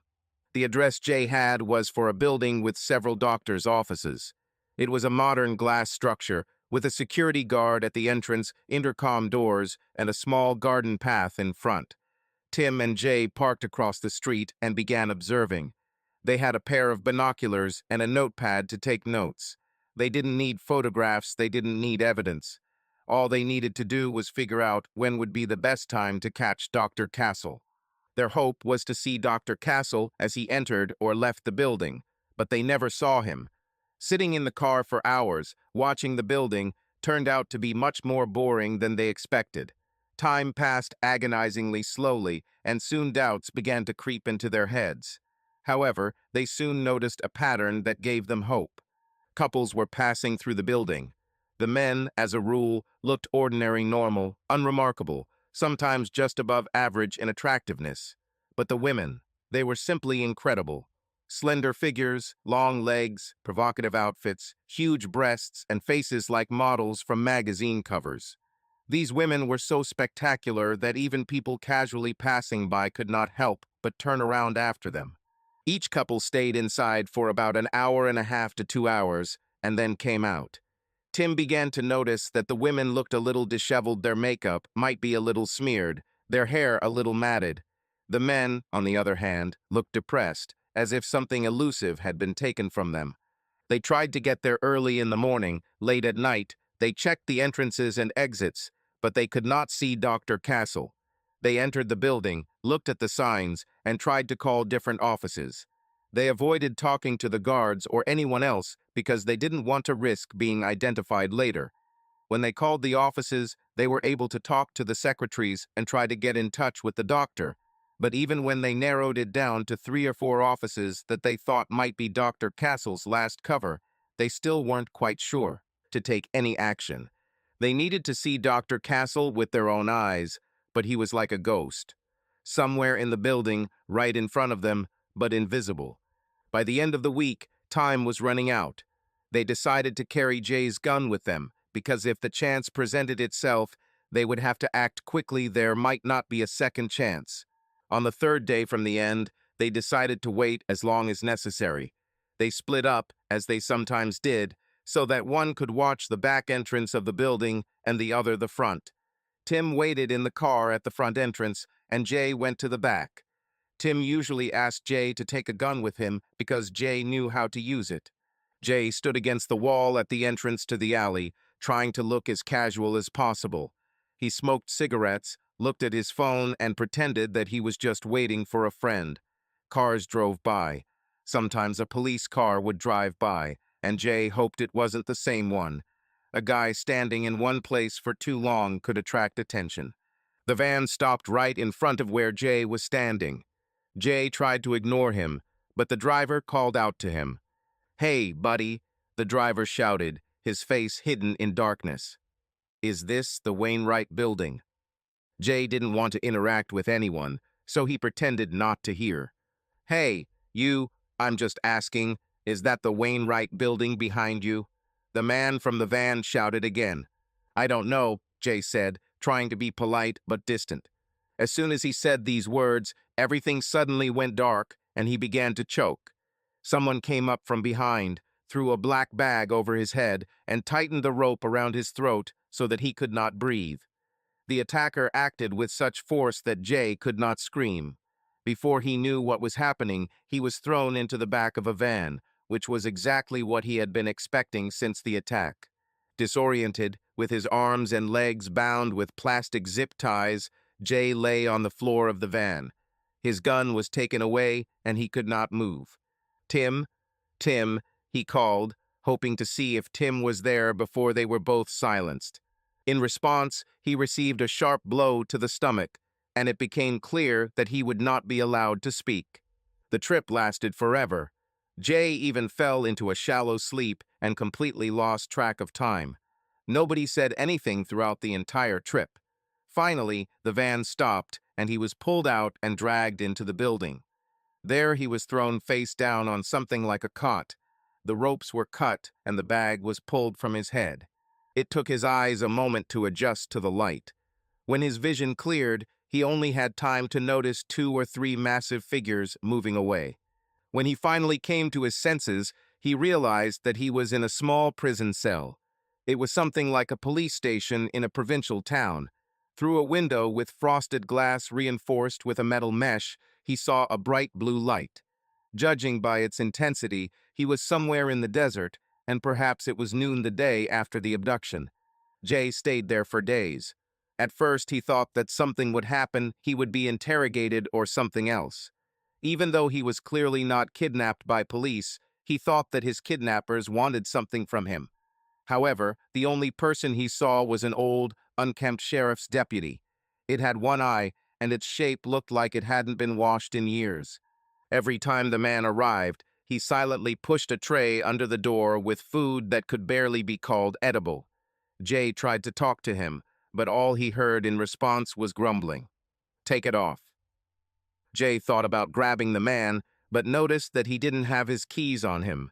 Moreover, this man looked completely unnecessary and easily replaceable by those who commanded him. Jay lost track of the days. Week? 10 days? 2 weeks? Solitary confinement was so boring that he began to slowly go crazy. One night, as he lay on his cot in the dark, he was suddenly awakened by the sound of his cell door opening. The sack was placed over his head again, and he was tied up. This time he was completely naked. The heat in the cell made it impossible to sleep with clothes on. The transportation process was repeated. Again, hours of travel. This time Jay did not sleep, strangely even rejoicing that something was happening, although he knew that only danger lay ahead.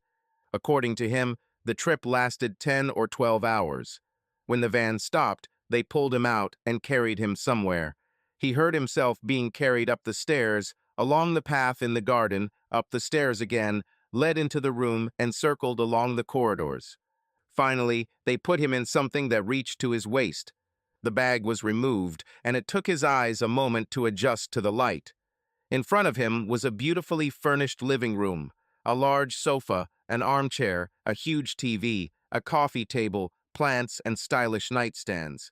The space was spacious, clean, and modern.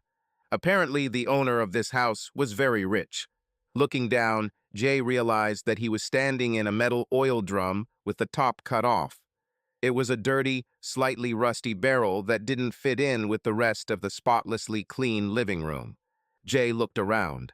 On either side of him stood two burly men with greasy hair, tattoos, and Latino features. They were wearing expensive suits, but they fit so awkwardly that everything looked somehow wrong, as is often the case with people from the criminal world. If Jay had to take a guess, he'd say they were Mexican bandits, probably from some cartel. Something about the bag being removed from his head made Jay think something was about to happen. However, nothing happened for a very long time. Jay didn't even think to speak to the two men standing behind him. They were clearly ordinary thugs. They hardly knew anything important, and most likely, they would simply hit him for anything he said. Instead, Jay tried to discreetly rub and tug at the ropes that bound his arms and legs. He also looked around the room, thinking of possible escape routes and items that could be used as weapons if given the chance. It also gave him a sense of confidence. He seemed to be smarter than most people, who in his place would have panicked. After an endless number of minutes, perhaps even more than an hour, a door to the side opened and a man entered the room. "Dr. Castle," Jay said, deliberately trying to make it seem like he wasn't surprised. Dr. Castle was dressed in a button-down shirt and loose pants, like a man on a relaxed Friday afternoon. He looked calm as he walked to the center of the room and stood in front of Jay. "I haven't used this pseudonym for a long time," said Dr. Castle, "but it's quite appropriate for this occasion. And you are Jay, Tim's friend. I'd say nice to meet you, but considering you came here with the intention of killing me, I think you'll forgive my lack of pleasantries." "We didn't mean to kill you," Jay said, acting like the whole situation was just a bad joke. He himself wasn't entirely sure whether he could really kill Dr. Castle if his and Tim's plan had succeeded. He kept telling Time that they just wanted a little revenge, but somewhere deep inside there was something so sinister about Dr. Castle that Jay felt like God himself was telling him to pull the trigger. "We just wanted to give you a message." "Oh, is that so?" Dr. Castle asked in disbelief. "Well, here you are. So what's your message?" "Not verbal," Jay replied. "What you did to Tim is unforgivable, inhumane. We just wanted to scare you a little, let you know that you can't get away with this." "And I must believe," said Dr. Castle, and at that moment one of the Mexicans came up to him and handed him a pistol, Jay's gun. "Am I supposed to believe that this was all just for show? It was fully charged when they found you." Jay hoped that the expression on his face did not betray the confusion that reigned in his soul. Standing in front of Dr. Castle now, he could literally feel the presence of deep evil in the room. It was as if he was looking into the face of Satan himself. However, Jay was determined to try and negotiate by pretending it was all just a misunderstanding. "We wanted you to take us seriously," Jay said. Then a new thought suddenly occurred to him, and he decided to use it to distract Dr. Castle on another topic. "Where's Tim? What did you do with him?" "Everything has already been decided with Tim," Dr. Castle answered mysteriously. He waved the gun lazily, and Jay wasn't sure if it was loaded. Every time the muzzle was directed at him, he involuntarily flinched. "I think you should worry about your problems. You see, I feel like you're lying to me. I'm something of an expert in lying, as you know, and I think you really came here to kill me. This puts me in an awkward position. I can't let you go because what's to stop you from trying again?" "You can," Jay said quickly, jumping at the chance to explain. "Look, we just wanted to teach a lesson, but I see that we are the wrong caliber. You have connections, and we can't do anything to you. Hey, can you blame us for trying? What you did to Tim was really—" For some reason, Jay thought he shouldn't say evil. This word was too true to say out loud. "What you did was cruel. I'm sure you're often hunted by people like us." "Oh, of course, I have plenty of backup plans for such cases," Dr. Castle said. "However, this time the situation is a little different. I usually deal with my victims right away, so they don't bother me anymore." "But you let Tim go," Jay said, genuinely puzzled. "Didn't you think that he might come back for you?" "There are two types of men," Dr. Castle said, relishing the opportunity to teach. Some of them are wild dogs that can't be tamed and just need to be shot. Others are obedient dogs that, if properly subdued, will crawl with their tails between their legs. Tim belongs to the second type. I broke him, and he played in his head for a while with the idea of solving his insane jealousy through violence, but eventually realized that he had failed as a man and would live a defeated life. If Tim had been the first type, I would have dealt differently with him.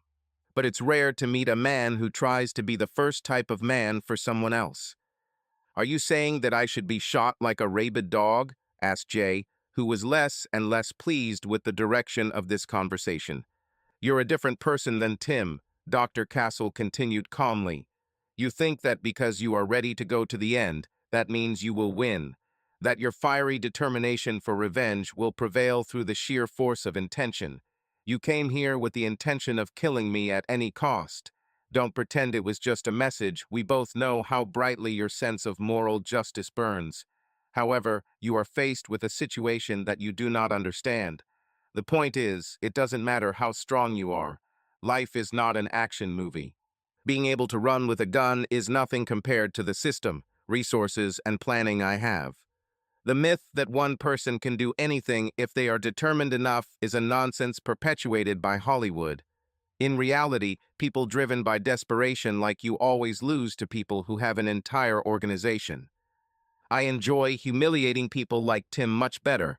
I like to take their wives, like I did to him, and leave them to suffer for the rest of their lives, knowing that they were humiliated by me. You, on the other hand, cannot be tamed. You are a wild beast, and you will never fade away. Therefore, like a mad dog, you just need to be shot. I don't want to do this, it doesn't bring me satisfaction. But it seems that I have no choice. You will not be able to submit and recognize my superiority. Jay looked around at the Mexicans and turned his gaze back to Dr. Castle. Partly he wondered if he had a chance to somehow get out, and partly he wondered what exactly Dr. Castle meant when he said, "Get rid of him." Dr. Castle understood Jay's silent question by his movements. "These two on either side of you," he said, "are from the Mexican cartel, for which I periodically provide services by supplying girls that I obtain through my charity activities as a consultant for women on the street. Usually I don't have to call them for help, but I see that this situation is hopeless. They'll put you in this barrel you're standing in and take you south across the border. There, I have no idea what they will do to you, but I can assure you that it will be extremely unpleasant and you will not return from there.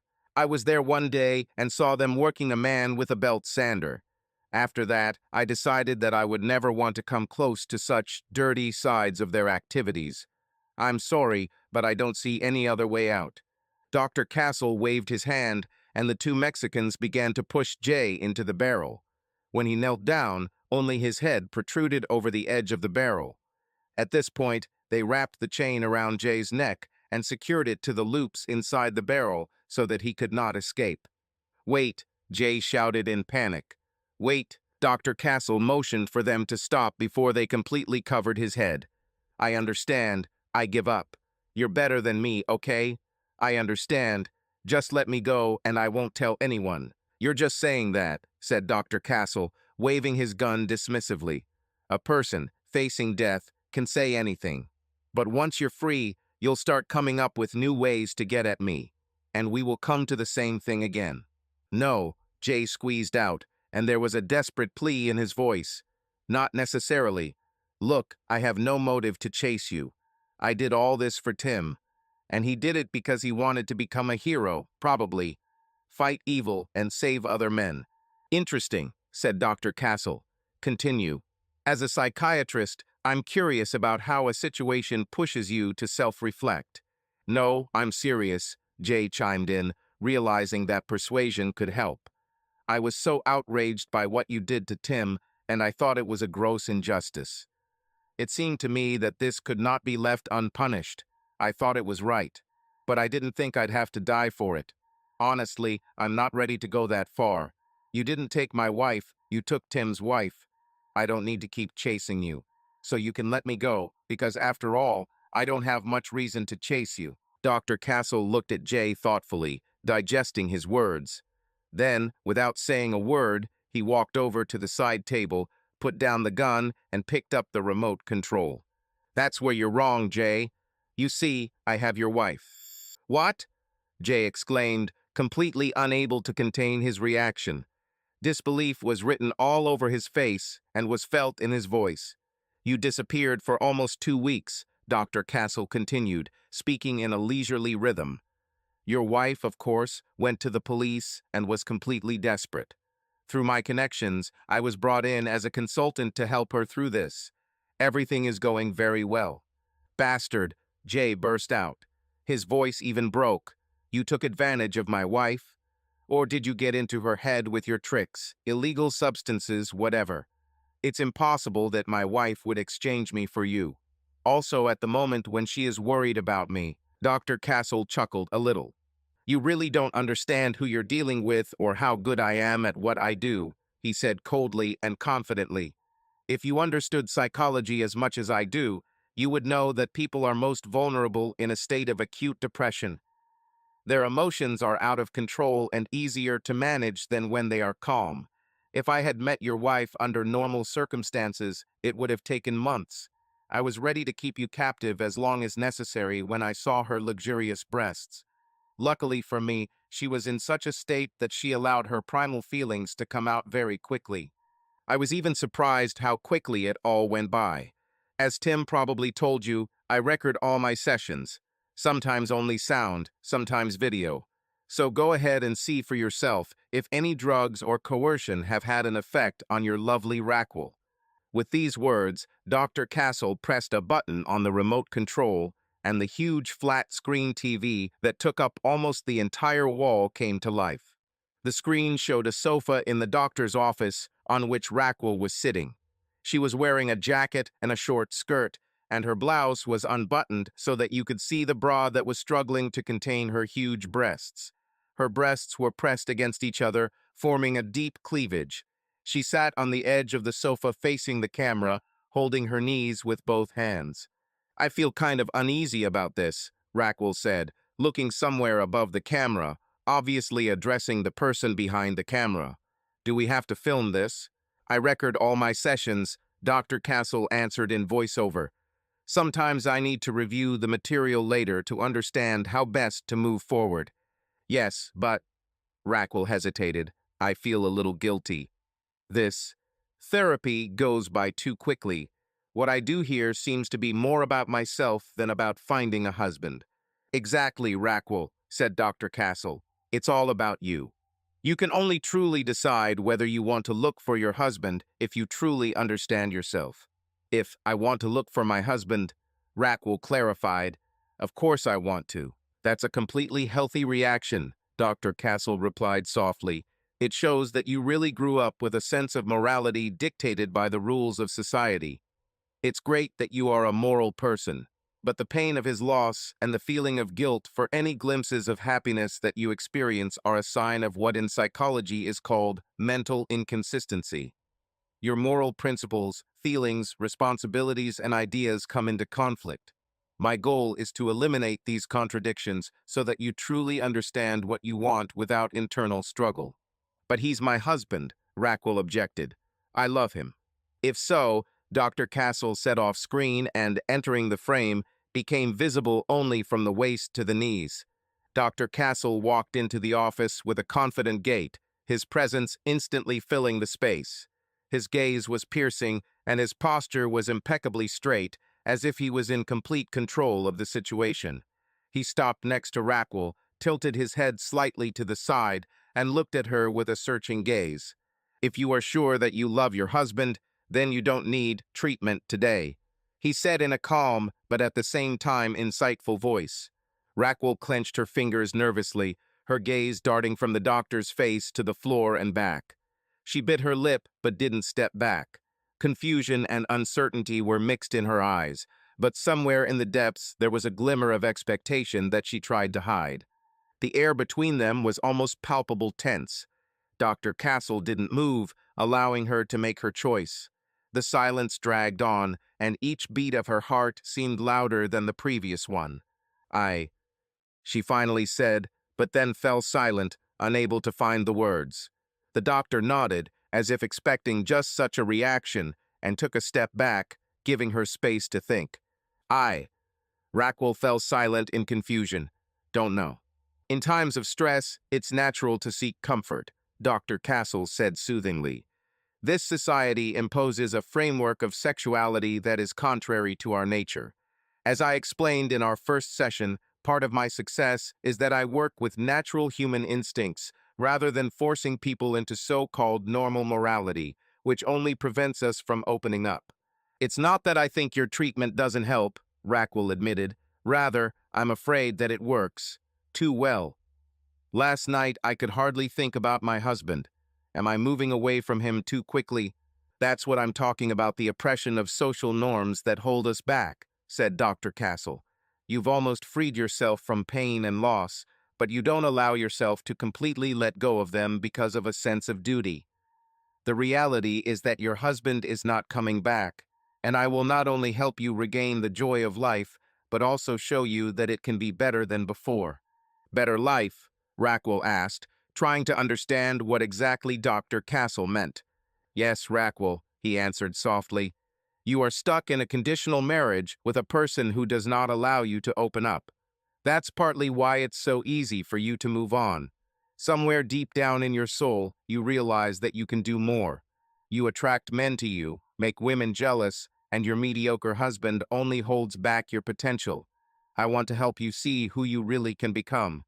I'm not sure that I'm really what you see me as, Rackwell admitted, lightly squeezing the hem of her tight skirt in her hand. Yes, next to you, I feel something new. But how can I understand that this is not just my weakness during a difficult period?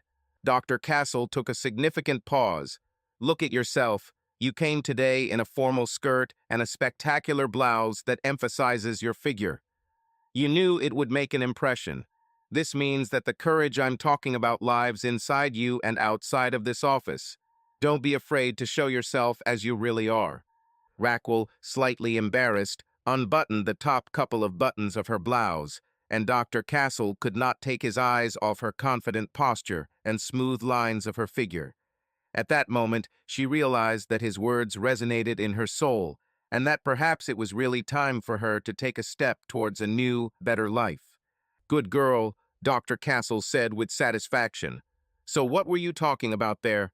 Is it hard for you to think about your husband? Rackwell looked at him with eyes full of adoration.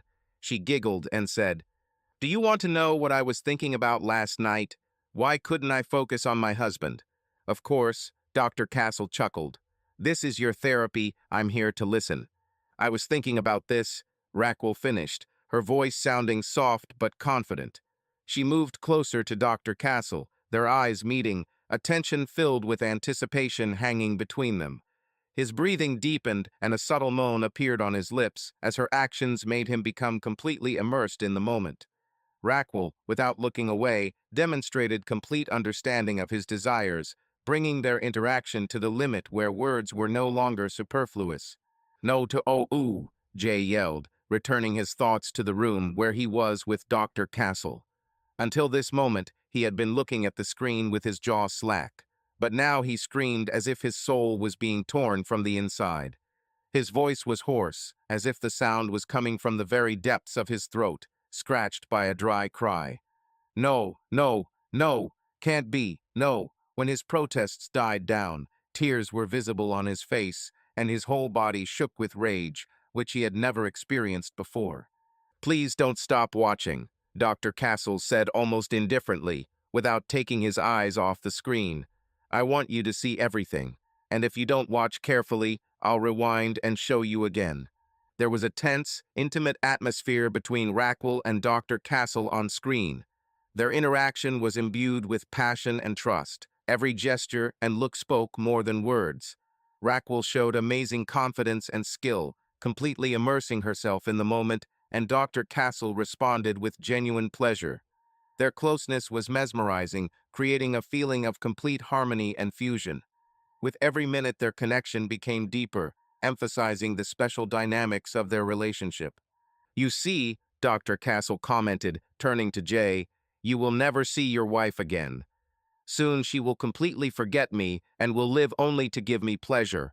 And since you are a man with a mania for biting the enemy to pieces, I cannot believe any of your promises not to try to do stupid things in the future." "Bastard!" Jay exploded. In his position, there were no more arguments left except swearing. "Scum! Bitch! Fuck you!" At a sign from Dr. Castle, one of the Mexicans gagged Jay with a ball gag, and his furious screams were replaced by muffled sounds. "It's sad that in your situation men lose their self-control," said Dr. Castle. "I would really like to talk to you and find out what you feel. Hopelessness, awareness of imminent death, the knowledge that your wife will belong to the man who ruined your life. What does it feel like to be completely at the mercy of someone else? How does it feel to find out that the woman you love has betrayed you in the most unimaginable way? This would be damn interesting from a professional point of view, but alas, by this point you always turn into a ball of rage and despair and are no longer able to communicate adequately. So let's just watch until the end." On the screen, Raquel stood up and gently turned Dr. Castle, laying him down on the couch. Raquel smoothly lowered herself onto him, her movements slow and sensual. Each moment of closeness sent tremors through her body until she felt it completely. Dr. Castle placed both hands on her chest, lifting her heavy breasts as Raquel began to move up and down. "I adore big breasts," he said. "You will become a magnificent addition to my harem." "Harem?" Raquel giggled like a girl. "Yes," said Dr. Castle, breathing raggedly. "Being an alpha male, I have many women to satisfy my needs. You will be one of them." In the room with Jay, Dr. Castle turned to him. "Most men think that vows of fidelity will keep a woman, or that you can intimidate her into staying. But in reality, women follow the alpha male, who has many females. Your wife won't even be the most important thing to me. She will just be a body that I have sex with whenever I want." Seeing Jay's face turn red and tears flowing from his eyes, and realizing that he was dying of rage and his own powerlessness, Dr. Castle smiled smugly and turned his gaze back to the screen. On screen, Raquel moved to the beat, her movements full of grace and confidence. Dr. Castle guided her confidently, never taking his eyes off her.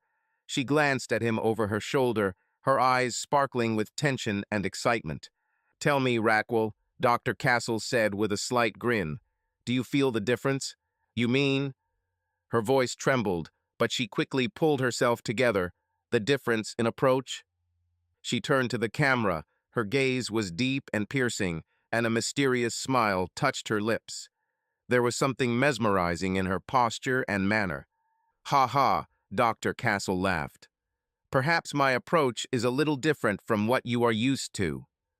But I'm not just talking about technology. Do you understand that true liberation comes from within?" Raquel's eyes lit up with a bright fire. She bit her lips slightly and froze for a moment. At that moment, something new appeared in her gaze, confidence bordering on insolence.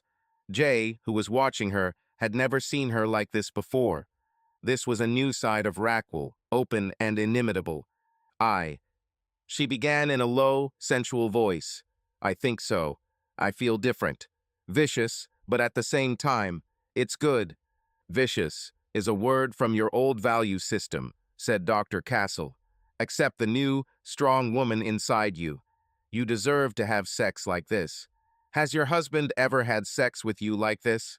Raquel suddenly laughed, as if the very idea was absurd, and her laughter surprised even herself. As if it was so natural that she didn't have time to restrain herself. "No, he could never do that. I faked pleasure so that he would believe in his masculine strength. He needed to think that he was satisfying me, and well, I did it out of a sense of duty." In the room with Jay, Dr. Castle looked at him and nodded as if to say, "See?" There was such a smug smile on Dr. Castle's face that Jay twitched in impotent rage and moaned into his gag, but he couldn't do anything. "And now you are free from this," said Dr. Castle's voice on the video. Raquel seemed embarrassed to admit it out loud, but inside she couldn't deny it. Feelings burst out. Yes, I'm free. Oh my God. So maybe your husband, having disappeared, gave you a chance to realize that you deserve more? Asked Dr. Castle. Is this possible? Raquel asked quietly, as if to herself. The answer was persistent touches, from which her heart beat faster and her breathing became more difficult. The world around her seemed to dissolve, leaving only her and Dr. Castle. "That's it, my dear," said Dr. Castle in a low, hoarse voice. "In time, you will stop looking back and see how beautiful a new path can be. Someday, you will remember the past with a smile, realizing that it was just a phase." Raquel closed her eyes, giving in to the whirlwind of emotions that overwhelmed her. She felt every word, every look, every touch, as if they were rewriting her reality. The doctor carefully lifted her chin, forcing her eyes to meet. There was confidence in his eyes, and something more a promise that Raquel was ready to accept. She nodded, letting her feelings take over her mind. "Thank you," she whispered, her voice trembling with emotion. Everything around seemed to freeze, leaving them alone at this moment. And outside the window, snow was slowly falling, covering the ground with a white blanket, symbolizing purity and a new beginning. "Look at the camera," Dr. Castle commanded in the confident tone of a man who expected no objections, "and imagine that you are looking at your husband. To make it easier for you to move to a new stage, accept that your husband is no longer there, and you are moving on. You need to say it out loud, as if you were talking to your husband." "Jay, honey," Raquel said, looking into the camera, her face and chest covered in dirt, "I hope you're okay, wherever you are. I'm worried about you, but on the other hand, it seems that your absence has given me a chance to figure myself out. I thought I loved you, but with Dr. Castle next to me, I realized what true love is. I would like if you ever hear from me, you will know how happy I am. Maybe then you'll be happy for me. You and I have had our sweet moments, but now it's time to say goodbye. Goodbye, Jay." Dr. Castle turned off the TV and looked at Jay. He cried. Raquel's words struck his very heart. Dr. Castle approached him, but Jay was too consumed by his pain and grief to react. "Eventually," said Dr. Castle, "Raquel will get to the point where I can tell her what I did to you, and we can laugh together. I just wanted you to know this, in case you still had hope that she would keep memories of you. And now—" Dr. Castle smiled a cold, frightening smile. "There's only one tradition left. The final touch I usually give to those who cross my path. The icing on the cake." Jay looked up and his eyes widened in horror. He jerked, trying to escape from the bonds, but the ropes dug into his wrists and ankles, leaving no chance of salvation. Dr. Castle, as if enjoying every second, slowly approached, his gaze blazing with gloomy triumph. "You see," he continued mockingly, "I like it when my victims understand that their end is inevitable." There was an ominous silence for several long moments, broken only by Jay's heavy breathing. Castle, pleased with the effect, took a step back and signaled to his henchmen. They, without saying a word, covered the barrel with a heavy metal lid and, despite Jay's desperate attempts to break free, began to seal it hermetically. The smell of hot metal filled the air, and loud thuds were heard in the darkness of the barrel as the welding finally isolated Jay from the outside world. The dim light disappeared, and it was pitch black. Left in this closed trap, Jay felt panic rolling over him in waves. His breathing quickened, and the damp, musty air around him seemed heavy and suffocating. Dr. Castle's muffled laughter could be heard outside, moving further and further away. "Get used to the new reality," Castle's muffled voice rang out. Silence, darkness, and the realization that there is no longer a way out. Tim sat nervously in the diner. Every time someone opened the door, he turned around to see who had entered and was disappointed over and over again. Then she came in. She looked stunning in a tight dress that showed off her deep cleavage and long legs. She wore a floppy hat and dark glasses, as if she were a celebrity hiding her identity. As she walked towards the table where Tim was sitting, she attracted glances full of lust or envy. "Raquel," Tim said in greeting. "Hi, Tim," Raquel answered coldly and sat down opposite. The waitress appeared and Raquel ordered black coffee, although it was clear from the way she ordered that she didn't expect to be there much longer. He said I might be able to see her, Tim said with excitement, for betraying Jay. Months have passed, and I still have not received any news. Raquel laughed lightly, her dazzling smile looking disarming. That's not how it works, Tim, Raquel said. Consider yourself lucky that Dr. Castle didn't do to you what he did to Jay. Your reward for leading me to him is that he allows you to live. Tim looked down, disappointed. Please, he said, is there no place for me in his world? Haven't I proven that I accept my position? I would do anything for him to reward me at least a little. No negotiations, Raquel said, as if she were talking to a child. If you continue to prove your loyalty, he may decide to reward you, but only on his own terms and in the way he pleases. I see, Tim said quietly. What does it mean? Raquel asked sternly. She seemed to have expected a different reaction. Tim raised his head and straightened up. Yes, ma'am, he said. Good boy, Raquel said. Now you begin to understand. Raquel leaned forward and her breasts rested on the table, emphasizing their size. Tim couldn't help but stare at her, and then became alarmed that he looked impolite and looked up at Raquel's shining eyes. No, I want you to look at them, she said, and he lowered his eyes again. Tell me, Tim, that night on the veranda when we talked, I'm sure I reminded you of your wife. Now that I've met her, I understand why you miss her so much. But be honest. Part of the reason you were staring at my breasts was because you wanted to have sex with me, right? Tim looked very guilty and then nodded. Almost involuntarily, his hand under the table began to stroke him through his pants. He hoped that Raquel would not notice this, but she immediately understood everything. That's it, Tim, Raquel said. I want you to touch yourself. Moreover, I want you to unbutton your pants and caress yourself while looking at me. Raquel clearly enjoyed the power she had over Tim. Part of this was fueled by the hidden threat of what Dr. Castle might do if Tim disobeyed, and part of it was her intoxicating beauty that aroused Tim in a way he had never felt before. Tim looked around the hall. Sitting in the far corner of the booth with his back to the rest of the room, he could pull it off, but of course it was risky. Here, Tim asked. Now? In response, Raquel raised her arms above her head and stretched from side to side, as if simply relieving tension in her back. But the way she arched and pushed her chest forward looked more like the movements of an erotic dancer, flaunting her huge breasts and trying to spill out of her dress. It's your choice, Raquel said indifferently, or I can just leave. A wave of excitement swept through Tim, his intensity seeming to refuse to give up this chance. No, Tim said, please stay. Tim swallowed nervously, feeling the tension build in the air. His gaze was focused on Raquel, who with a satisfied smile ran her finger along the valley between her breasts, enjoying his reaction. I bet you wish you were closer here, she purred, her voice soft and seductive. I wonder if you imagined this, Tim. Tim nodded, a goofy expression on his face and his mouth slightly open, fascinated by Raquel. Although his gaze was mostly focused on her chest, he still managed to notice Raquel's quick glance to the side and fortunately realized that the waitress was already coming with coffee. Tim leaned over and covered himself with his elbow, hoping the waitress wouldn't realize what he was doing.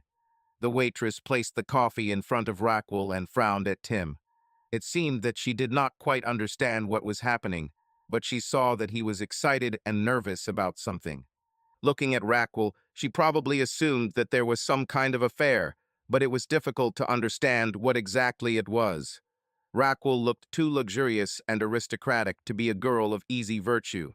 The waitress had already seen a lot in this diner, so she just shrugged and left without saying a word. Do you want to touch them? Raquel asked and leaned forward again. The breasts spread slightly, resting against the table, and looked inviting, like soft pillows. Yes, ma'am, Tim answered without hesitation. He glanced quickly over his shoulder to make sure no one was looking, then reached out with his free hand and placed it on one of her breasts, feeling the soft skin. He was completely captivated. He moved his hand and then lifted the breast from below, lifting it slightly and feeling how heavy it was.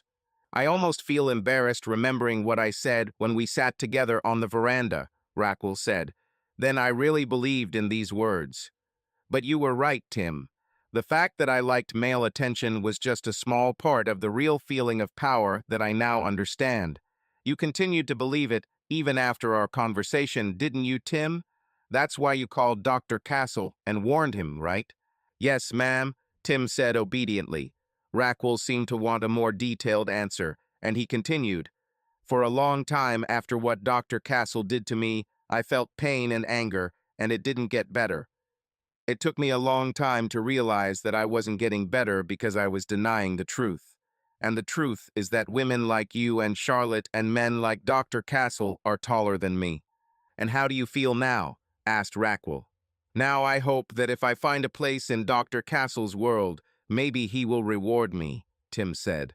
Maybe he'll let me see or even touch Charlotte again. If I show my submission, this is the only way for the women I want. You're asking yourself questions, aren't you, Tim? Raquel said, leaning back in her chair. How did we get to this? How did you end up here? Tim looked down at his clenched hands, his fingers nervously playing with the edge of the napkin. Yes, he managed. I feel like I've lost control. Raquel grinned and leaned forward slightly, her eyes shining with excitement and something Tim couldn't quite place. You didn't lose control, Tim. You're just following me, behind us, and you want to know what happens next. Tim nodded. But the thing is, Raquel continued, her voice becoming quieter but firmer, you won't be able to understand this until you stop being afraid. She stood up, her coat sliding softly over her shoulders as she pulled it over herself. What should I do? Tim asked, his voice shaking. Just sit here. Raquel stopped for a moment at the exit, her silhouette frozen in the doorway, illuminated by the cold street light. Sometimes answers don't come right away, she said without turning around. Sometimes you just have to wait for the right moment. The door closed behind her, leaving Tim alone with his thoughts. The diner seemed to exhale as normal conversations and sounds filled the space again. Tim looked at the empty seat opposite him and felt something new arise in him, curiosity, fear, and perhaps a tiny spark of hope. Tim sat at the table, staring into a cold cup of coffee. All around, life continued to go on as usual. A waitress was handing the bill to a young couple at the window, teenagers were giggling over something on their phones, and a man in the corner was leafing through a newspaper. But for Tim, it was all background, noise, unimportant. Sometimes you just have to wait for the right moment. Raquel's words echoed in his head. But what does this mean? What should he wait for? And why did she choose him? Excuse me, sir. The waitress's voice brought him out of his trance. Everything is fine? Tim blinked and looked up. Yes, of course. Just thinking. Fine. If you need anything, I'm here, she smiled and walked away. Tim sighed, took his phone out of his pocket and checked his messages. Nothing. Not from Raquel or anyone else. Just the usual emptiness of the screen. Wait for the moment. He paid and left the diner. The night air was cold and fresh, as if washing away the fog of doubt. But where to go? Home? To the office? Or just wander the streets aimlessly? His feet, as if on a whim, led him towards the embankment. The evening city glowed with lights, and the river reflected a neon glow. Tim, said a woman's voice behind him. He turned around. Charlotte. Tall, confident, with a slight smile on her lips. How did you? He began, but she interrupted him. You don't need to understand everything at once. Just trust the process. Which process? Why me? Why are you? Both of you? His voice was full of confusion and fatigue. Charlotte took a step forward, and her shadow stretched out on the wet stones of the embankment. You're asking the right questions, Tim. But the answers will not come here and not now. Tomorrow morning you will receive a letter. Open it, read it carefully, and do what it says. What if I don't open it? Tim asked. Charlotte grinned. You will open it. She turned around and walked away. Her figure disappeared into the darkness of the street, and Tim remained standing by the water, listening to the splash of the waves. The morning was gray and rainy. Tim woke up from a knock on the door. On the threshold lay an envelope without a stamp or address, only his name, Tim. His hands shook as he opened the paper. There was a small note inside. Today at 4 p.m., park on the corner of 5th and Lincoln. Sit on the third bench and wait. Don't ask questions. Tim swallowed. His life was turning into a confusing puzzle, but despite the fear, he felt something else: excitement. Tim sat on the third bench in the park, rain dripping from tree branches, and the air smelled of wet grass. The clock showed 16:05. Nobody came. "Are you nervous?" A voice came from the left. On the bench next to him sat a man in a gray coat and black gloves. His face was hidden by a hood. "Who are you?" Tim asked. "Just an intermediary." "I'm here to give you this." The man held out a small black box. "What is this?" "Answers to some of your questions. But be careful, Tim. Some answers are too expensive." Tim took the box, but when he looked up, the man was already leaving. He opened the box. Inside was a key and a note. "You're closer than you think. Tomorrow at midnight. The address will be sent to your phone." Tim sat in his apartment, looking at the key. His life will never be the same again. He felt like he was on the verge of something bigger, a mystery that would change everything. Some answers cost too much. But there was no turning back.